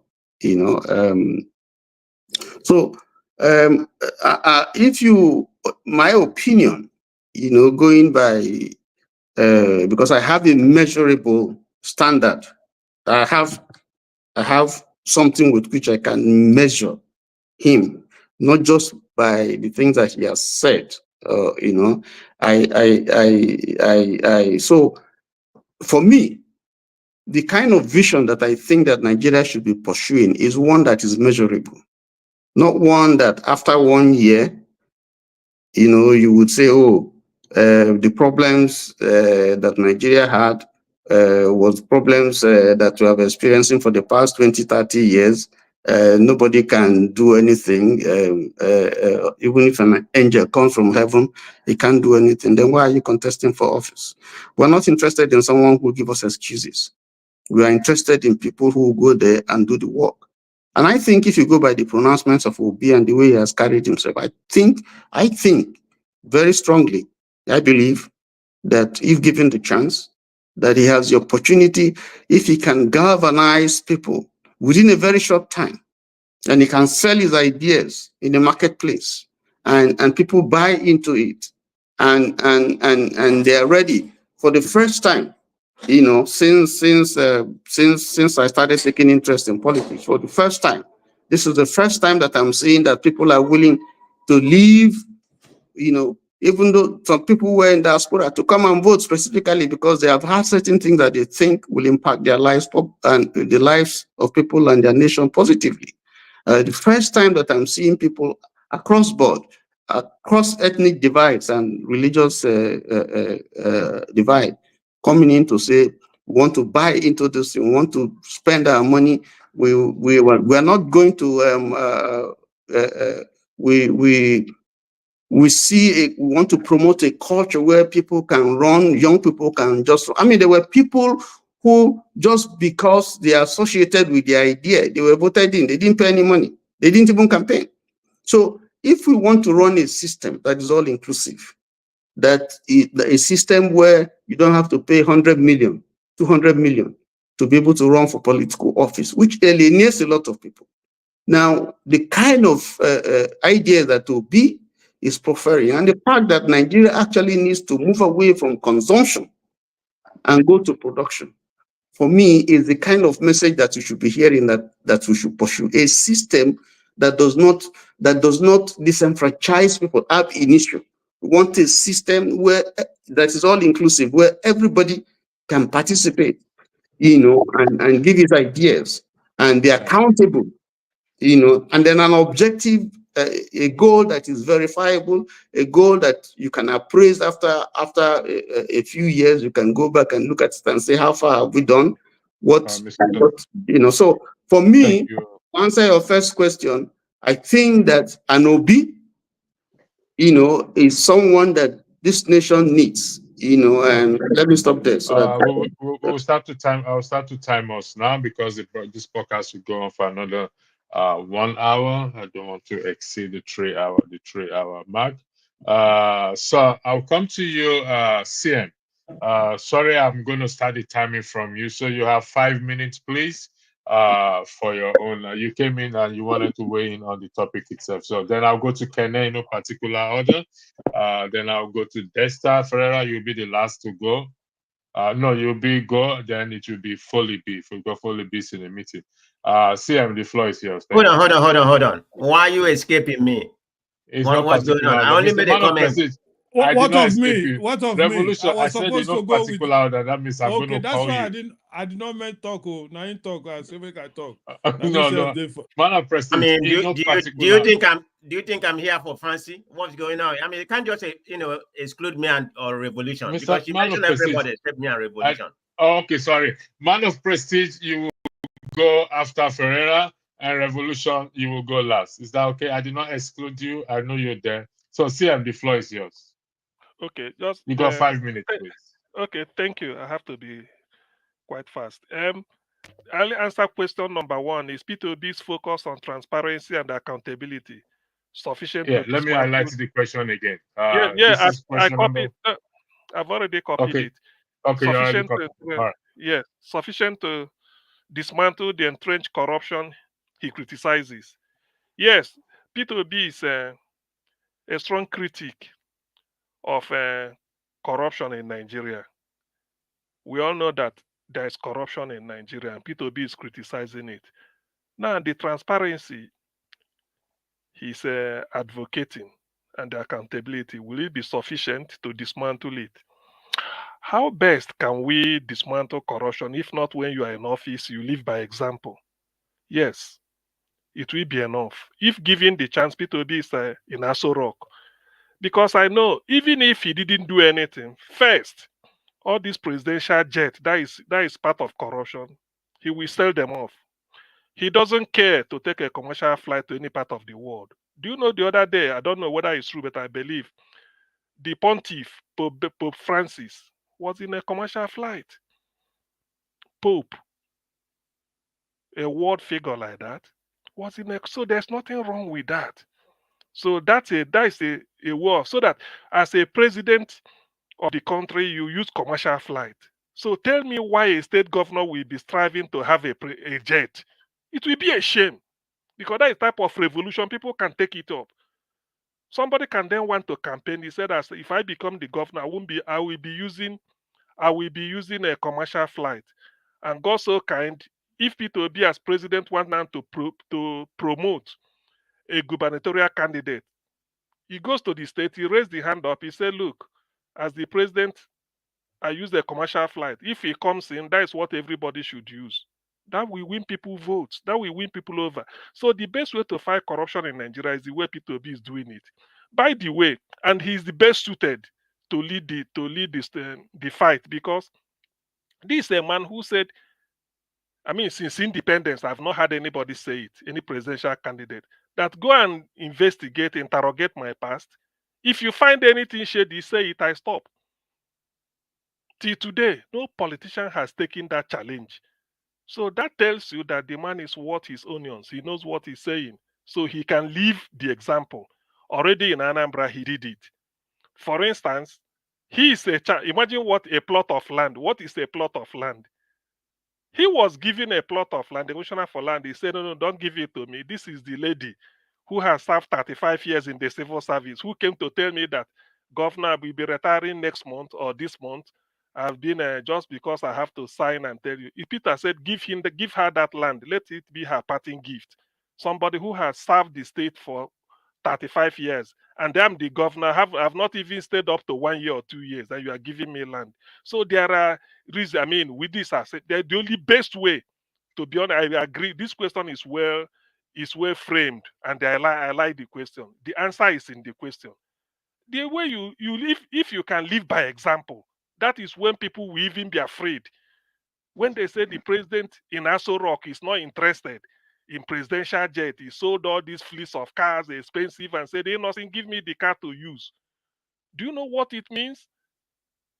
That is the meaning. Soludo in Anambra State is using it. Abia State governor is using it. So who are you, the commissioner, saying that you need a Mercedes-Benz to do your job? It can't work. So the best way to fight corruption is by example. If people see you, that's why Tinubu, Buhari, Atiku, they can't fight corruption because already you are neck deep in it. So if Peter Obi should be the best, that is the best, because when you tell Nigerians this is what we are doing, I mean, nobody can fault you. So you now see the way it trickle down. Somebody can now use it to campaign. Said, if you make me the governor of the state, I make sure that all these expensive cars that we sell it off, I will buy made in Nigeria car. The revolution has started because the president is using it. That's what somebody will say.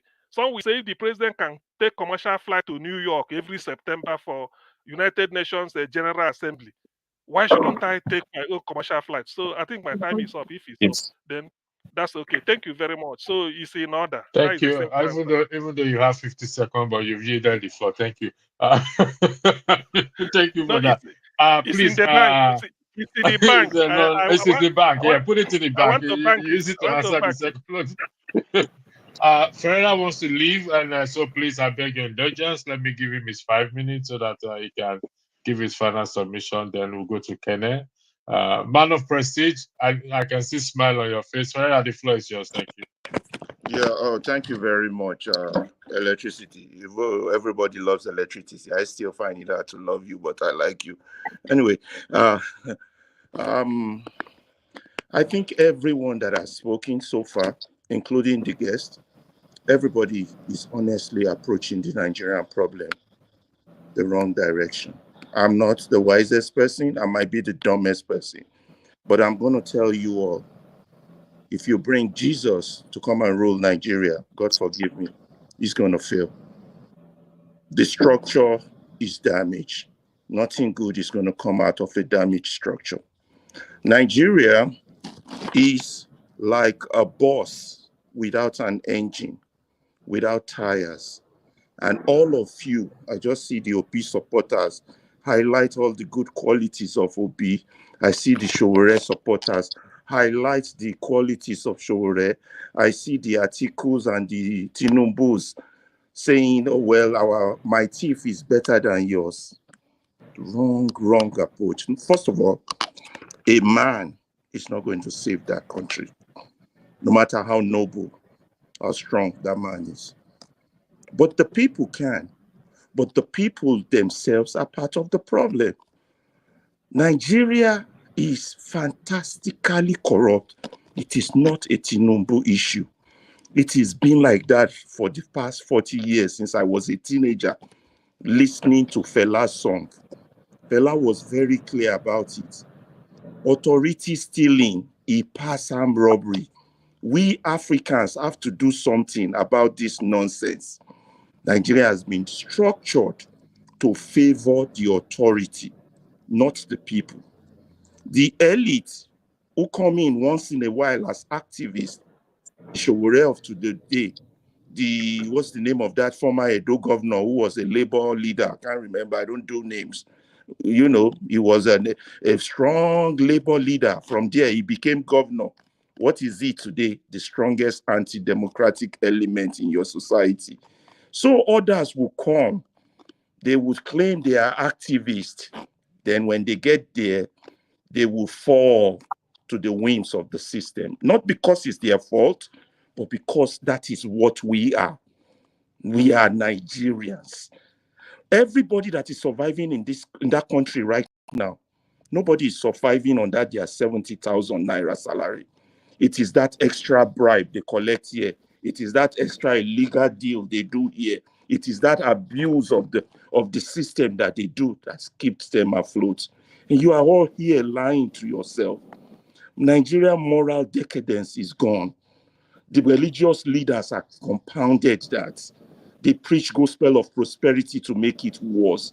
And you're talking about a political party or an individual coming to change things for you. Why do we lie to ourselves? Let's tell ourselves the truth. Nigeria needs a reorientation, a complete U-turn from the day Lugard joined us together. A complete U-turn, a total difference from whatever it is, direction we're going now, the digging we're doing now. And A man is not going to do that, but he's going to take the elite. It is the elite that will do it. The same pastors that are on the side of the system now, the same media gurus, media experts, the same journalists, the same judges that are giving rulings now are the ones that will do it. But for them to reach that level, it has to take a certain level of consciousness. That is what in South Africa, they were dealing with apartheid. Ours is worse than apartheid. Ours is a system that makes one man more superior than the other. That is the system we need to fight, not a structural system of governance that we have now. We have to Father, I'm going to interject you there. Yes, Let me go ask you a question. Yeah. So, what do you think we are doing here? Because you said we're sitting down here lying to each other.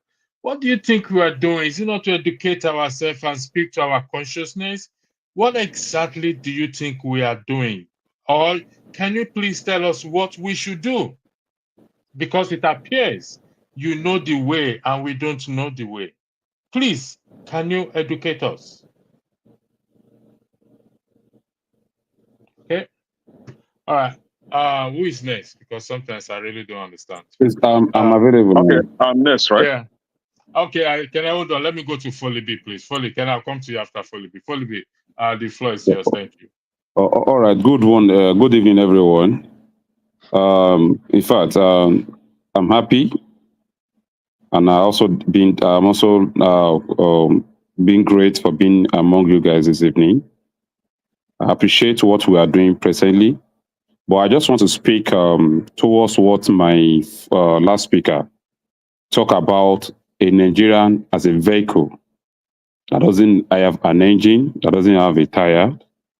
But I want that person to believe we can be the engine and we can also be the tire if we really channel our energy towards a proper direction of what we need to do. That's the case. But let me bring in my own belief about Nigerian and what I think it can actually work in Nigerian, which I think many of us are already taking the path already. Our path may not be known yet. What we are doing may not be known yet, but we believe is a marathon race. And the journey of 1,000 miles starts with a step. And this illusion that there is no good people in Nigeria, I want us to take that out of our mind. We have millions of Nigerians who really want a better Nigerians. And if they are being given an opportunity to be in a position in Nigerians, they will deliver more than what we're expecting. But what we have presently is because we have people in the space of governance who is being given award. They are rewarding them for what they are doing for politicians. It's not because they are competent. That's why they are giving them the position they are holding in Nigeria. And that's the source. That's the first source of our problem.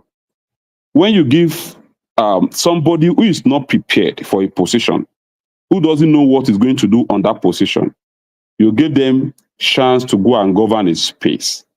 The result is what we are getting presently. None of everybody in our space today who already prepared and really know what they want to do with the position they are giving to them. So when we are talking about Nigerian, we have the best products. Go and check us. Go and read books about Nigerians, wherever we find ourselves. It's only inside Nigeria that we are not doing fine. It's only few of us here, because the other man was saying that there is nobody in Nigeria who is living in Nigeria without being corrupt. I will tell that person, I live in Nigeria. I have never done anything shady in my life, and I'm okay. Okay? So that kind of mindset that we don't have people in Nigeria who is bitter about corruption is a lie. It's a total lies. But the problem we have here, we only have people who are already corrupt governing our space. And this is why we always come here to come and talk about what can we do. And I thank God for one thing. The narrative is changing. Now we are talking about Obi Sowore, that means we are beginning to have alternative. But initially, before 2019, we only talk about PDP and APC. But somebody came in 2017. He said, I have dislodged the media's place. He said, media can now take care of themselves. But now I'm coming in to disrupt political space in Nigeria, which is, I'm referring to Sowore. This is his words in 2017. I was in the meeting when he makes that pronunciation. And since he has arrived in Nigeria political space, the pot is becoming more larger. People are getting more awareness. So we are getting to where we need to be thinking of. We may not get it right immediately, but I can bet it with you. If we continue this path, engaging ourselves and educating ourselves, I'm very sure we are going to get it right. We should not wait for people on the street to do this job for us, because all of them they are already a victim of that society. If you are waiting for them to go and vote without collecting money, you are deceiving yourself. It's people like you, people like us, that can actually motivate them and actually talk to their senses and empower them in a way that we can be able to say something to them and they will listen to us. It's we that we need to start doing something very serious now, because this space, whether you are in Nigeria or you are not in Nigeria, things is getting wrong already. Nigeria is fading out already. And except the elite among us, people like you and I, come together to work together as a team to save our country, we are going nowhere. If you cannot make that happen. So I'm just urging us this evening, please and please. Nobody is debating whether Obi is good or Obi is bad. But what the only argument I always have with them is this: the movement we have on ground and what we need presently don't need anybody from the system. We need ourselves to organize. It's not me, as I'm here. I'm not even doing it for Sowore. I only saw Sowore in that space of leading what I have in mind. So whatever he's doing is what my mind actually aligned with. That's why I'm supporting him. So giving him that support is like I'm supporting myself. I'm not supporting Sowore. I believe I'm supporting myself. So what we need now is a movement, a solid movement that we can actually organize ourselves and make things happen for this country once. And I believe if we really work hard, we can get results. Thank you, everyone. Thank you, Folubi. Can I the floor is yours? Thank you. You get your 5 minutes. Yes. So this is in response to the question you asked previously, right? Yes, please. Okay, good. I would like to come in here. Sowore claims to be an activist. I don't want to argue that. That is his claim. Like I stated earlier, Sowore is just an exploitative opportunist, my opinion. And my reason for saying this is not far-fetched. It's everywhere. We shouldn't be that lazy to seek for facts. I shared a video with electricity. I don't know if you could,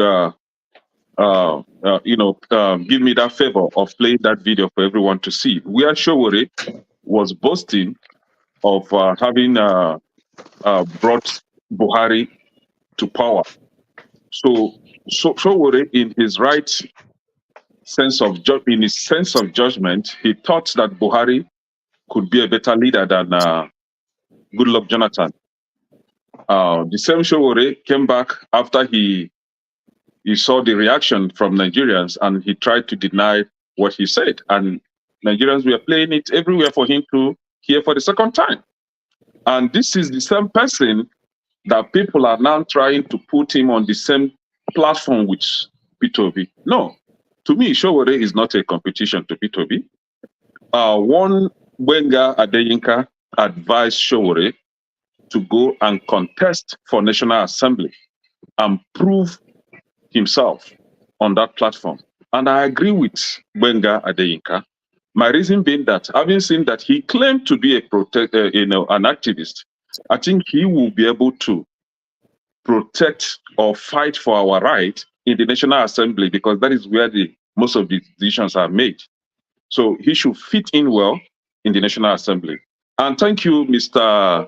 Tonia, for acknowledging my very important question to our guest. Unlike some people that will seek the favor of AI to create poem for them, and they will come here incoherently reciting what they got from AI. But this is it. My advice is this, and I always stand on this. Whenever you bring up the issue of Sowore and Peter Obi trying to, seek for the best candidate, it's really, really annoying, because Sowore has a different ideology according to our guests today, and that is not Peter Obi's ideology. Peter Obi's ideology is how to dismantle the corrupt system in that Nigeria and how to make the economy work for everybody. On the other hand, I will be honest, I have not heard of, I've not heard about Sowore's ideology. I don't know where he stands. He's everywhere. There is no way you can take power with gara-gara. You have to cool down. You have to be very diplomatic for you to engage these people. And a pointer to this was during the last election, where the so-called revolutionists bring back whatever, take back our country, whatever. Nobody voted for him. Yeah, nobody voted for him. All the Nigerian youth, almost 88% of Nigerian youth voted for Peter Obi, a clear-cut leader that they know will be able to pilot us to the what they call it, is it promised land, right? Now, this is Nigerian politics for you, and this is what my opinions are. But when you ask me, what is the solution to that country, to all these issues that we're having in Nigeria? Very simple. Divide that country. Let us go. My reason being that recently I shared a picture to some of our panelists here, where a religion sect in Nigeria is calling for eradication of innovations, meaning they don't want innovations in their country. Anything that will bring about positivity, anything that will bring about change, they don't agree to that. Anything that will bring about education, they don't agree to that. And you can always see it in the national WAEC, whatever result, and they claim to be educationally disadvantaged people. Yet, this is the same people you want us to be in the same country with, to clamor for change. What are you going to change? If you are building, they will be destroying. So instead of continue to build, and they will continue to destroy, why wasting your time? Why not give them their own country, stay on your own, let them destroy innovations and stay in a chaotic world, and then you can move forward. My take is divide that country. Just recently, again, one last thing. The Sokoto State, one local government chairman from Sokoto State was crying on the national TV, saying that his local government, the entire local government, and even the neighboring local government has been taken over by the Boko Haram terrorists. He is helpless. He's no longer the local government chairman, though he still collects his salary. Now, those Boko Haram are taking decisions on his behalf in those local governments. Your 5 minutes is up. Before we go to Man of Prestige, give me 1 second. I just I want to play just a 30 seconds break, then we go to Man of Prestige. Thank you.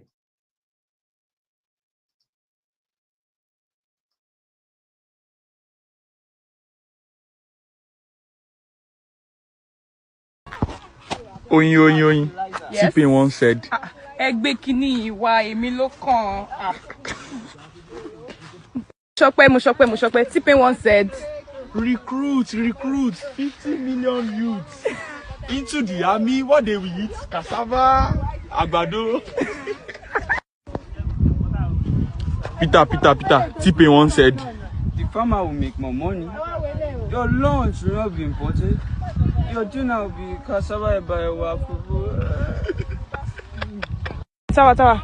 T-Pain once said, Ẹ lọ fọkàn balẹ̀, èmi ló kàn. T-Pain once said, let the poor breath. Don't suffocate us. We have that responsibility.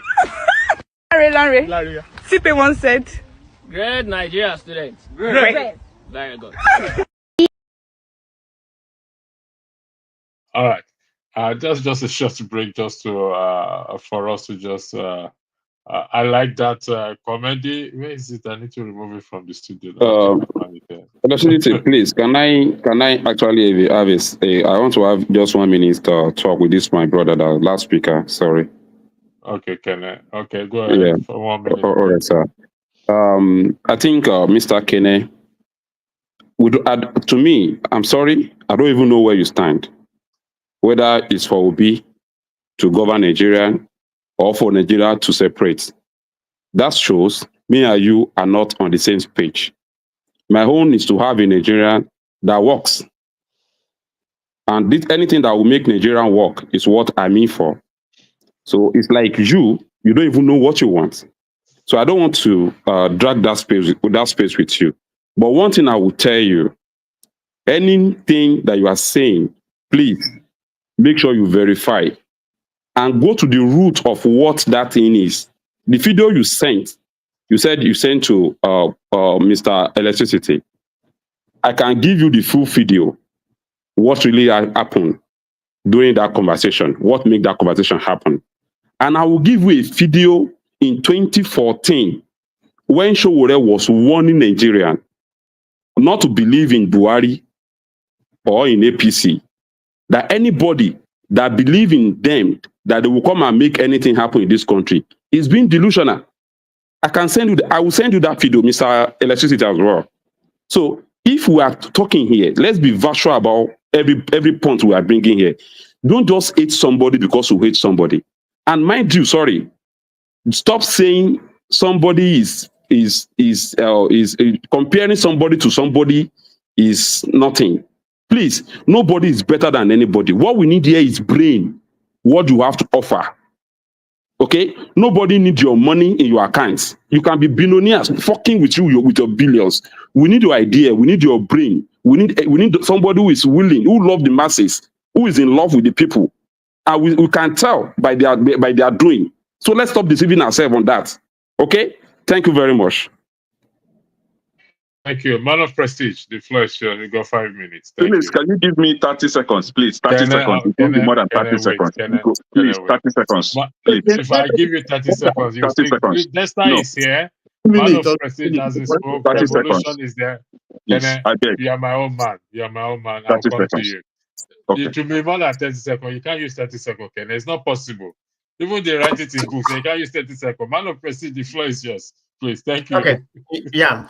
Thank you very much. I think everybody has spoken words. So the question, I'm just go direct to the question without deviating to different angle, or try to comment about other people, is how can Obi use, can Obi be able to rule that country in a nutshell, with his mental capacity and all that kind of things, to be focused, transparency and accountability. Okay. Let me talk about what I know about Obi. I'm not from Anambra State, and I just started following Obi recently, about 2 years ago. I supported Obi during the pre-election and election. Of course, I have no vote to vote. I'm in a diaspora. So having said that, the reason why, from what I read and some other people countering or whatever, we know most of them are politics. But I believe if the 100% of the people that I've come across have said about Obi governance being good and what they have said about him, so that can never be in dispute, because you can't get up, in my own opinion, I can't pretty much get about 100%. There should be some disloyal, somebody with a little bit of dissent that Obi did not really perform well in Anambra State. So, like I said, everything in Nigeria is about politics. So I believe Obi did perform well. He's a very good person that could, engineer that country to a better place. But Nigeria is not. It's not just a country. It's in a different space. It's a very contracted country, so it's very difficult to govern. So I can't come here unequivocally, even at all what I know about Obi antecedent, that Obi is going to come and perform magic. That is not possible. So we just have to call a spade a spade. Yeah, I mean, if I'm in that space, so having said that, I believe in Obi transparent, but does Obi have the mental application to solve that Nigerian problem? I have my doubt. I mean, I'm not saying it's not possible. The reasons why I say I have my doubt, because of that country is very, very complex. It's very complex. Obi has to come and be able to have the Congress, majority of the Congress for himself. But just coming as an Obi, as a Labour Party or whatever party, I mean, we know Labour Party is very chaos right now. We don't even know whether it's who's running the Labour Party or what just happened recently. We know about Abure being confirmed right now. So everything in Nigeria is just, if somebody asks me about what's going on with Abure, that's a different story. So I'm not going to go there. I'm going to focus on Obi. I don't think that's going to be possible. There has to be a lot of tanglement for that to be able to happen in that Nigerian space. They're going to sabotage him. We have so much the cabal in Nigeria. They're not going to let him succeed. Do I think he could have? So I would have liked to have like Obi, problem-solving, idea, and Sowore, mental toughness, revolutionary. If I can combine those two brains together, or we need more of those two people in Nigerian space. I'm not saying there's not, but they don't come out. The only person I can speak about right now that I know is Sowore and Obi. Of course, they're not together, but it's all politics. So let's not deceive ourselves, because they're not together right now. Sowore is talking bad about Obi or whatever. I don't put that into too much. I don't weigh that out. It's all about politics. We know how politics is being played. Being in America, which I participated in a lot of American elections, I know how they do. Even the president, vice president to to Trump, he called Trump the worst person ever to live in the dictator or whatever, worse than Hitler. But he's the vice president. So the point I'm trying to make is all politics. But if I can bring those two brains to come together and even more, that's what we need in Nigeria. I don't really think Obi, he has the policy and his brain of solving problem is there, but only him, the mental capacity won't be able to transform that Nigeria to anywhere. I mean, that's just the way I see it. So it has to take more than him or Sowore. I mean, more in order to transfer Nigeria to a different angle. Not just them, the Nigerians themselves. We need to call it what it is. The Nigerian people, the masses, they have to change their ideology that, look at what happened in Edo State. I mean, you give them 10 naira or 20. I don't even know I don't even know how to calculate Nigerian, money again. The last week I sent money was 1,500. I mean, a week before it was 1,500. Last week it was 1,600. So you keep on changing it. It might go up to 200. So our money is useless in anywhere. We don't have anything to offer. I was looking something the other day just for informational purpose. Nigeria does not have the education standard in Nigeria. They are not ranked in the 800 in the world. The only university that ranked 801 is Covenant University in Nigeria. 801 out of the whole university in the world. A lot of them from South Africa and some other African places, even Ghana. They rank within among the 800, but the only one, the Covenant, ranked 801 in the world global education. This gets to show you how far we are falling apart. So that's a different story. So, I mean, that's how I see this. I'm not going to speak that much. That I'm not going to say we shouldn't be talking. We should still be talking, and hopefully something is going to happen. Do I have hope? I would say no, but we can't lose hope. So that's how I see that space. Thank you, everybody. Thank you very much. Who is next? Desta. Desta, the floor is yours. Yeah, thank you, Electricity. Just jumping right straight into the topic. I think Mr. James, I think he kind of gave a very good summary and what we should expect, really. That's what I was saying, what he said. I kind of agreed with 90% of what he said, because the truth about it is, I mean, the more we talk about Obi, Sowore, the more we realize that we are far away from the solution, because it's not about Obi and Sowore. It's about the people of Nigeria deciding that they want the change that they deserve, However, I think also it's a great disservice if we keep on bashing those people that have put themselves out there. the truth is that Sowore has put himself out there, yes, on the backdrop of revolution, which the big question is after the revolution, what's next? You know, that's the question. Many a times, many countries look at Mugabe, revolution. After revolution, what's next? You know, Obi has put himself out there on the backdrop of accountability, honesty, and all that. But the question is, how many people are going to be on that drive with him? How many people will enter that vehicle? Look at Labour Party. Look at what's happening there. So it's not really about those single men. It's not about the Nigerian people. Where are we as a people? You know, and Edo State kind of it's a barometer. You know, Edo State election was a barometer to check because Edo State is considered to be one of the most educated states in Nigeria. I grew up in Edo State, you know, and that is a barometer to check where the people are. And I think it grossly failed. You know, when you look at that, you realize that the Nigerian people are not yet at the position where they can say, we demand this change and this is what would happen. The Nigerian people are not yet ready to drive the vehicle to the destination they want to be. Nigerian people are still handing the wheel over to criminals and saying, okay, just give us the pittance, whatever it is you can give us, we'll be satisfied with it. And it is also evident in the kind of information we dissipate. You know, many times, one thing that I always say about the African person is that we don't read, we don't go down to the detail of the information. Let me give you an typical example. Somebody just came and you just talk about the Abure, Labour Party and Abure has been declared chairman.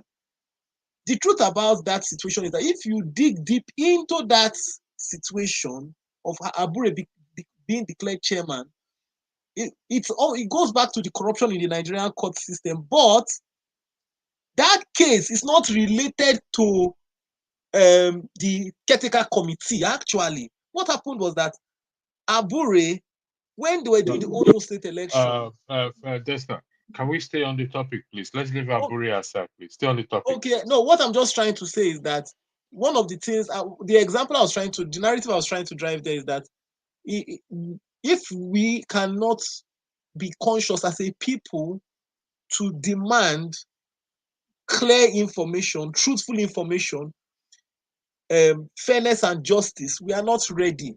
You know, we are not yet ready to. We might say it with our mouth, you know, and we might say have all the positive vibes, but we won't get there. And if you look at the church, and like Mr. James was saying, the truth about it is that even the religious sects have completely failed the people. Because when you have a nation that cannot speak out against injustice against one person, then whether you like it or not, that nation is on its path to collapse. There's no amount of goodwill that will change it. So until Nigerians, the citizens themselves, start demanding for accountability, not waiting for Peter Obi or waiting for Sowore or waiting for one politician. No, the citizens themselves have to start demanding accountability, have to start demanding fairness, have to start demanding justice. If we don't start doing that as citizens ourselves and being honest with ourselves, we go nowhere. That's the truth. Because what will happen is that the moment somebody can pay your back pocket, you cash out. That's what has happened in the country. The moment somebody can pay for something, then the people just they cash out and the system goes comatose. So that's my submission on this topic. Thank you.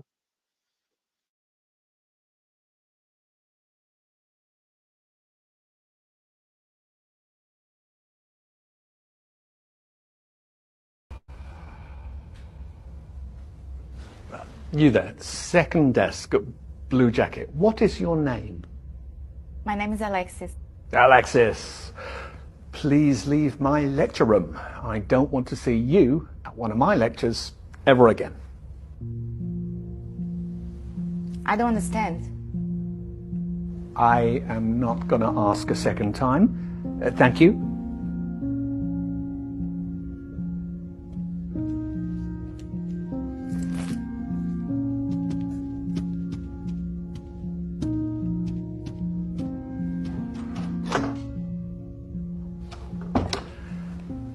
Why are there laws? What are laws for? Anyone? Social order? To protect the person's personal rights. So that you can rely on the government? Justice? Thank you. Tell me, was I unfair to your classmate just now? Indeed I was. So, why didn't any of you protest? Why didn't any of you try and stop me? Why didn't you want to prevent this injustice? You see, what you have just learnt, you wouldn't have understood in 1,000 hours of lectures unless you lived it. You didn't say anything because you weren't affected yourself. And this attitude speaks against you and against life. You think it doesn't concern you, so it's none of your business. Well, I'm here to say, if you don't help bring about justice, then one day you too may experience injustice, and there will be nobody there to stand before you. Truth and justice lives through us all, and we must fight for it. Because in life and work, I mean, we often live next to each other, but not with each other. We console ourselves that the problems of others are nothing to do with us, none of our business. And we go home glad at night that we're spared, but it's about standing up for each other. Every day an injustice happens in business, sport, or on the tram. Relying on someone else to take care of it is not good enough. It is our duty to be there for others, to speak up for others when they cannot. I am here to teach you the power of your voice. I want you to learn critical thinking to empower you to stand up for what is right, even if it means going against what everyone else is doing. Let's begin.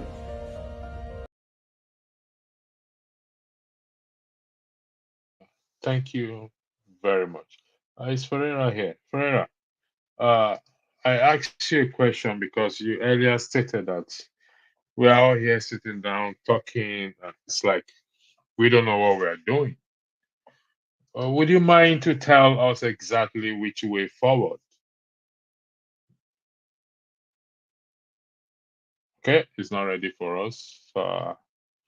Which So, next, please? hope you're not forgetting me. No, I'm not forgetting you. Okay. Should I go then? If you like say I offend you. No, oh, sorry, revolution. Goodness No worry, me. go You're there. next. Sorry, you're next. You're next. Forgive me. Yeah, You I've should forgiven please you. try to change your shirt to black. Yeah, I've seen the white makes me not to see. Look at CM is putting on black. Tony No K is putting problem. on red.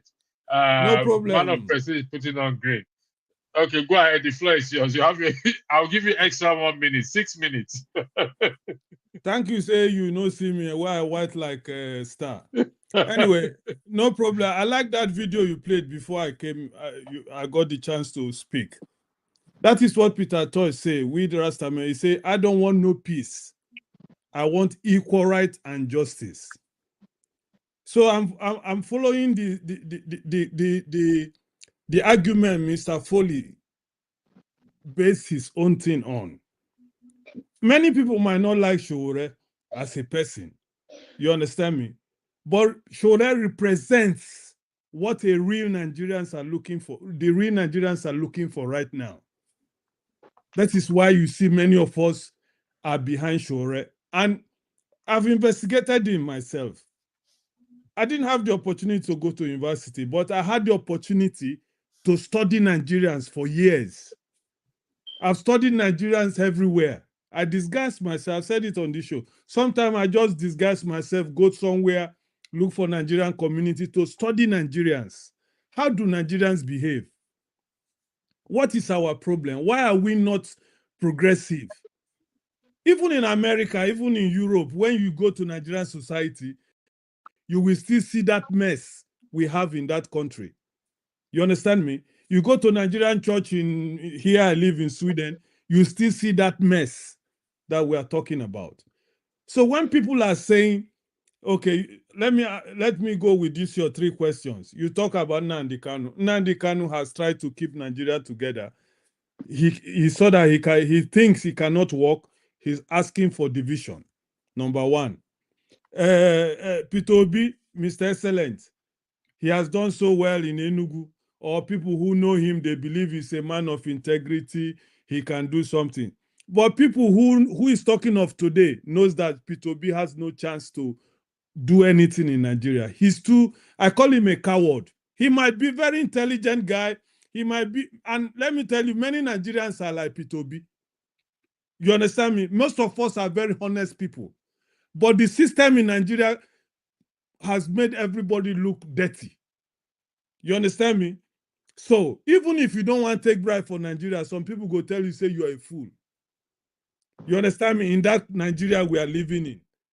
Look at so-called religious leaders people are bowing down for. They are all criminals in my own eyes. And in the eyes of someone like Sowore, in the eyes of Dele Farotimi, these people are just criminals. Look at the other man the other day telling us 10% and all those type of things. So now let me come to the defense of revolution now, and Sowore in particular. This man has told us repeatedly that this country is a country that we have to fight for our rights. And when people say Sowore should go and start from local government, go and start, let us see what he can do, what type of revolution is he talking about? If you go to that local government, that is where they corrupt you. That is where you will die if you don't follow the system that is in Nigeria. That is where your career will perish. All these guys are intelligent people. They know this system. That's why I tell you, no. Nigeria the position of the presidency of Nigeria is so powerful. It's like that African system. One man will decide. Oba of this can do whatever he say. In this platform, we have seen people who came and defended that Oba will never, anything Oba can never lie. We accepted it just to keep peace. We don't want to insult anybody's tradition. And that is the problem of Nigeria. And that is why those who love Nigeria are telling you, we have to start from the top to change the system.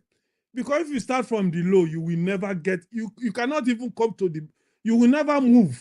They will destroy you there. Look at River State, for example. What is happening there? Godfatherism. Now they will never leave. So when we are talking of Sowore in his defense of the man of the moment in Nigeria, let us remove this tribalism. Most of people who don't like Sowore today, if you look at their background from voice of VOP in Nigeria, you see all those people. Most of them are Igbos like myself, because Sowore is not an Igbo man. Even some people have claimed that Sowore is a Tinubu's boy. No, we are not talking about that. We are talking of somebody of the moment, somebody who is speaking what Nigerians need at the moment. We have to fight for our rights. Look at that clip you played now. The man did what he did because he's the teacher or lecturer. He can work somebody out. But he just told you, I worked this girl out. Nobody protested because it didn't affect them. Sowore presented himself and told Nigerians, we have seen the system. I have been with them. I have studied them. The only solution in that country is not election anymore, because this election is just a selection. So let us rise up through revolution, through protest, to fight the system, and so that that system will be broken down, whether it's through peace or through sit at home, which I've recommended, because some people will say, what is revolution? So many people believe that revolution is only to destroy. No, you can also sit at home and let the system crumble. But when you mention this, oh, who will feed the people? Some people, they eat from hand to mouth. When they sit at home, how are they going to survive? So now we'll be asking you, all these solutions we have given you people. So what is this? What is left now? If we bring out come to protest, you no go see anybody. Okay, let's sit at home and see whether the government will crumble. They will say who will feed. Let's go and destroy the country. No, that's why my hand no dey inside. So you guys who are claiming that Sowore is not the man of the moment, the solutions you are giving us, Peter Obi can never solve the problem. Kenneth Okonkwo, who is one of the strongest supporters of Peter Obi, he came out even today, repeating himself.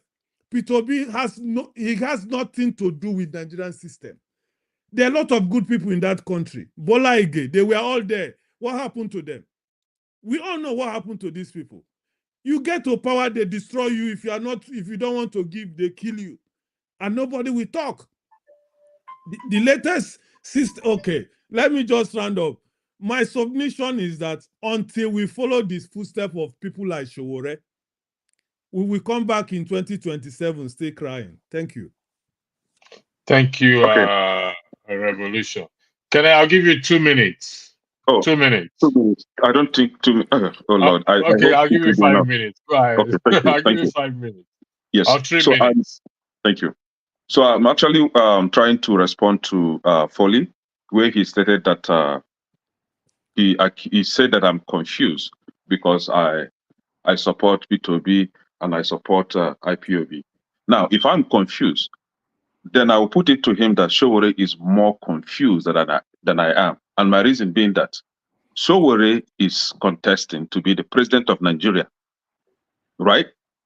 Sowore wants to be the president of Nigeria through revolution. The same Sowore is aligning with IPOB.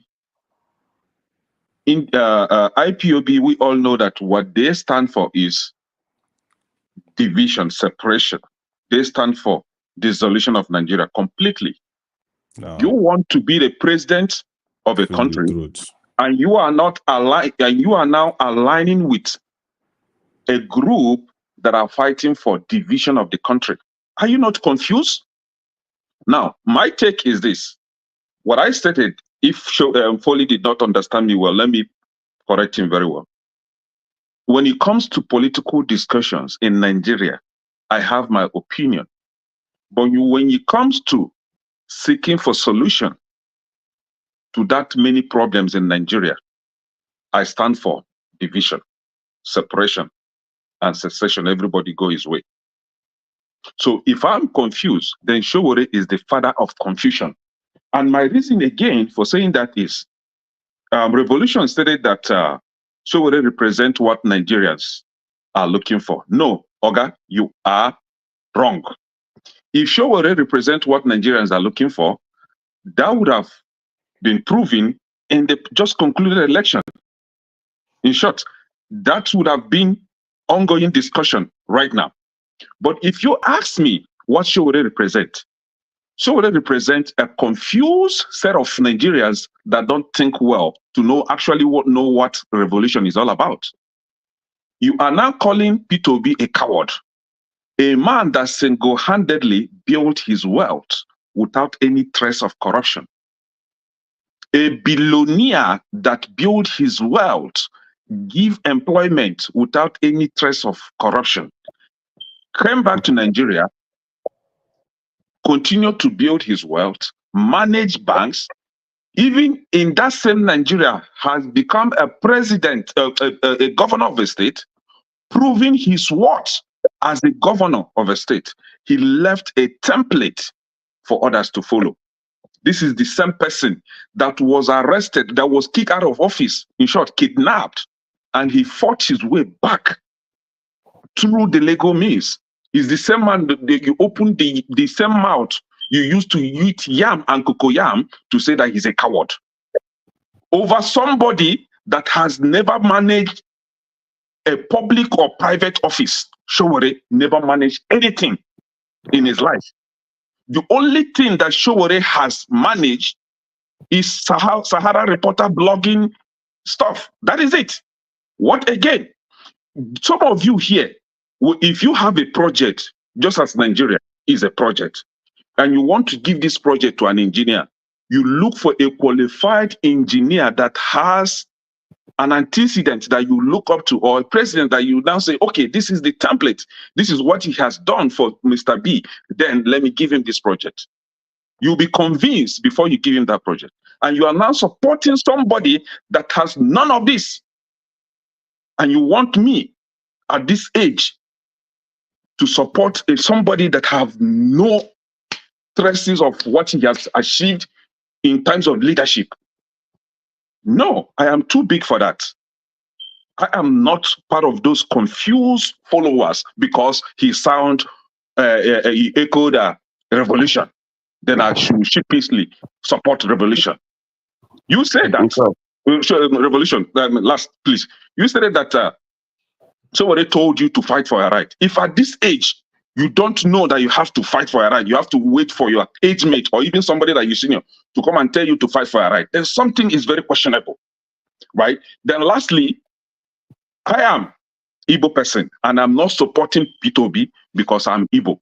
If you are a sound-minded person, you should be able to know that in Nigeria, we have political regions. Of all these political regions, only Southeast has never become a president or has never represented in the Aso Rock. And you are now sitting here telling me from Southeast that there is nobody qualified from Southeast to be the president of Nigeria. It must be every other person but Igbo. Then something is fundamentally wrong with your thought process, because I cannot sit here and watch somebody refer to me as a cow or as a tribalist because I'm supporting Peter Obi. There are some things you don't say to your fellow men. Okay, thank you, Ken. I appreciate that. For further, you have 5 minutes, please, to make your point. Andrew, please, if you give me just, I don't want to talk. I want to tell you. Why do you give some people more time than others? Thank you. Revolution, I gave you 6 minutes. You use 6 minutes. Thank you. Kene has spoken twice. Okay, why? I apologize for that, Revolution. Yeah, I'm trying my best here to stay within time. I have 4 minutes to do this broadcast for 3 hours. Fofana, do you want to say anything?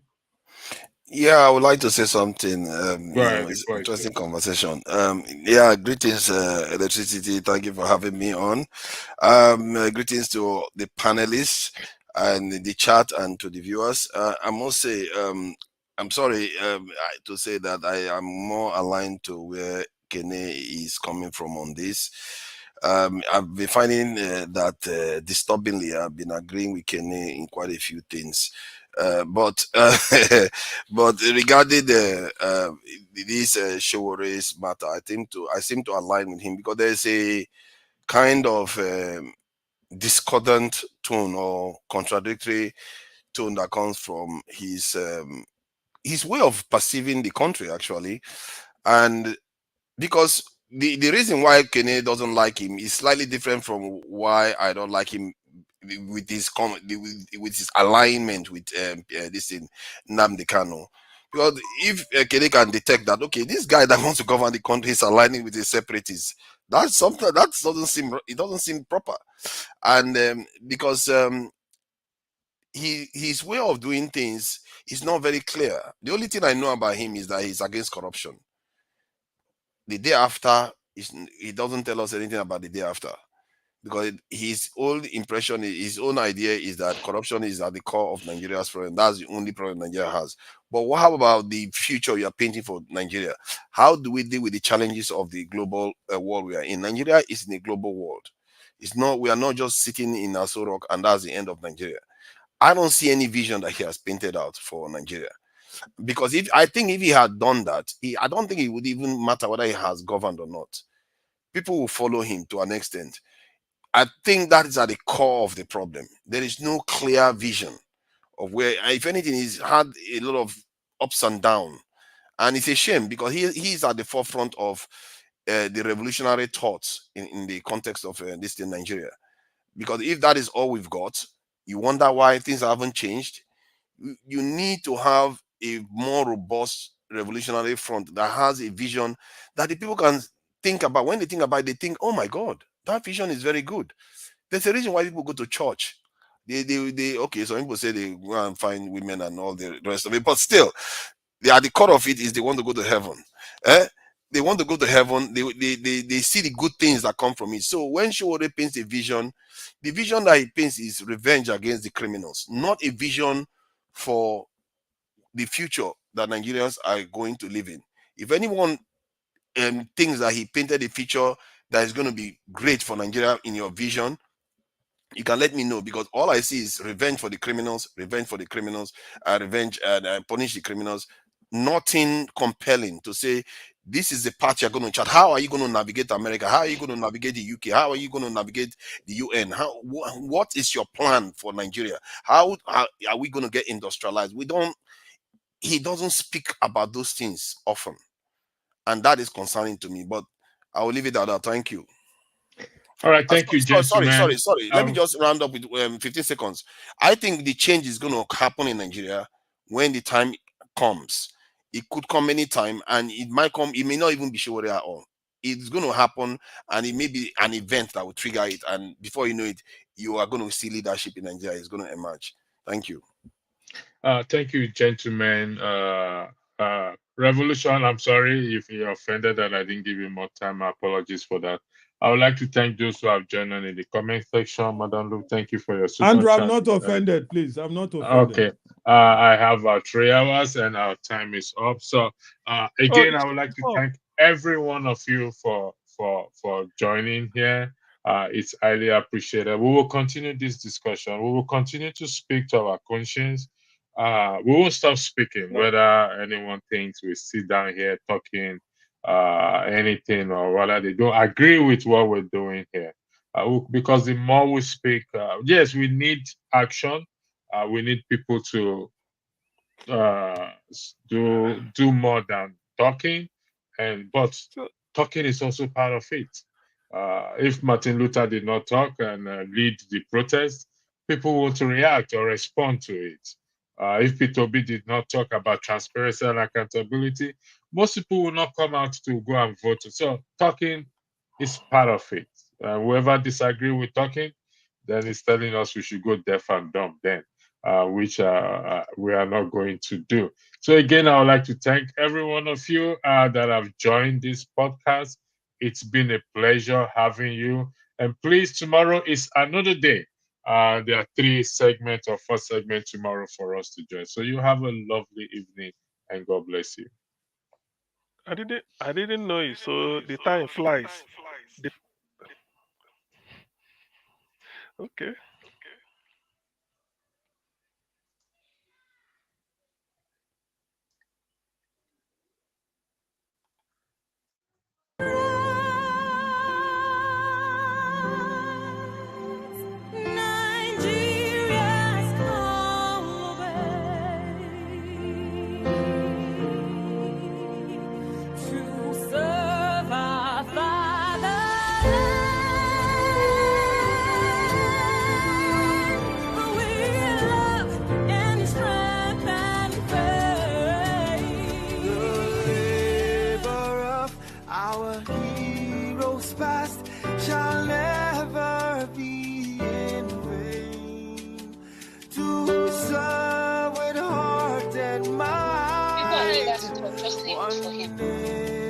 Bound in freedom, peace, and unity.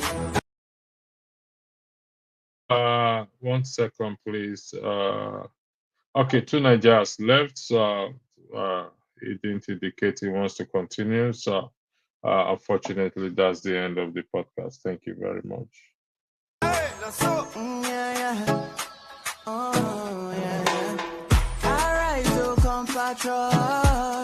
Nigeria call obey to serve our fatherland with love and strength and faith. The labor of our heroes past shall never be in vain. To serve with heart and might, one nation bound in freedom. In freedom.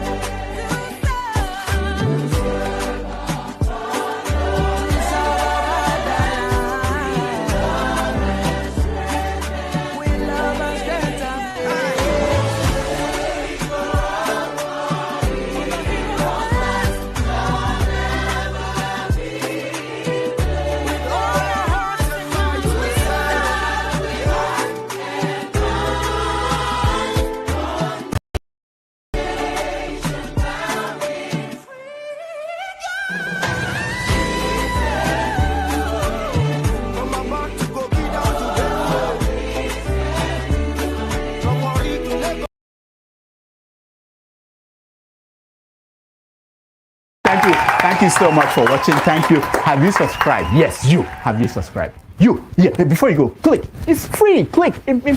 Just that's it. Have you subscribed? You are laughing. Have you subscribed? Have you subscribed? Thank you. Thank you. Thank you. Hey, madam. Thank you so much. I can see you. I can see you. We have to get to 100,000 subscribers. This by the end of the year. How are we going to do that if you don't subscribe? Yes, you. Yes, you're about to click off. Why? Have you subscribed? It's free. If you don't, ask your son. Ask your daughter. How to? Just one click. Thank you. Thank you. I see you. Aha. Thank you very much. Thank you very much. I'll see you tomorrow.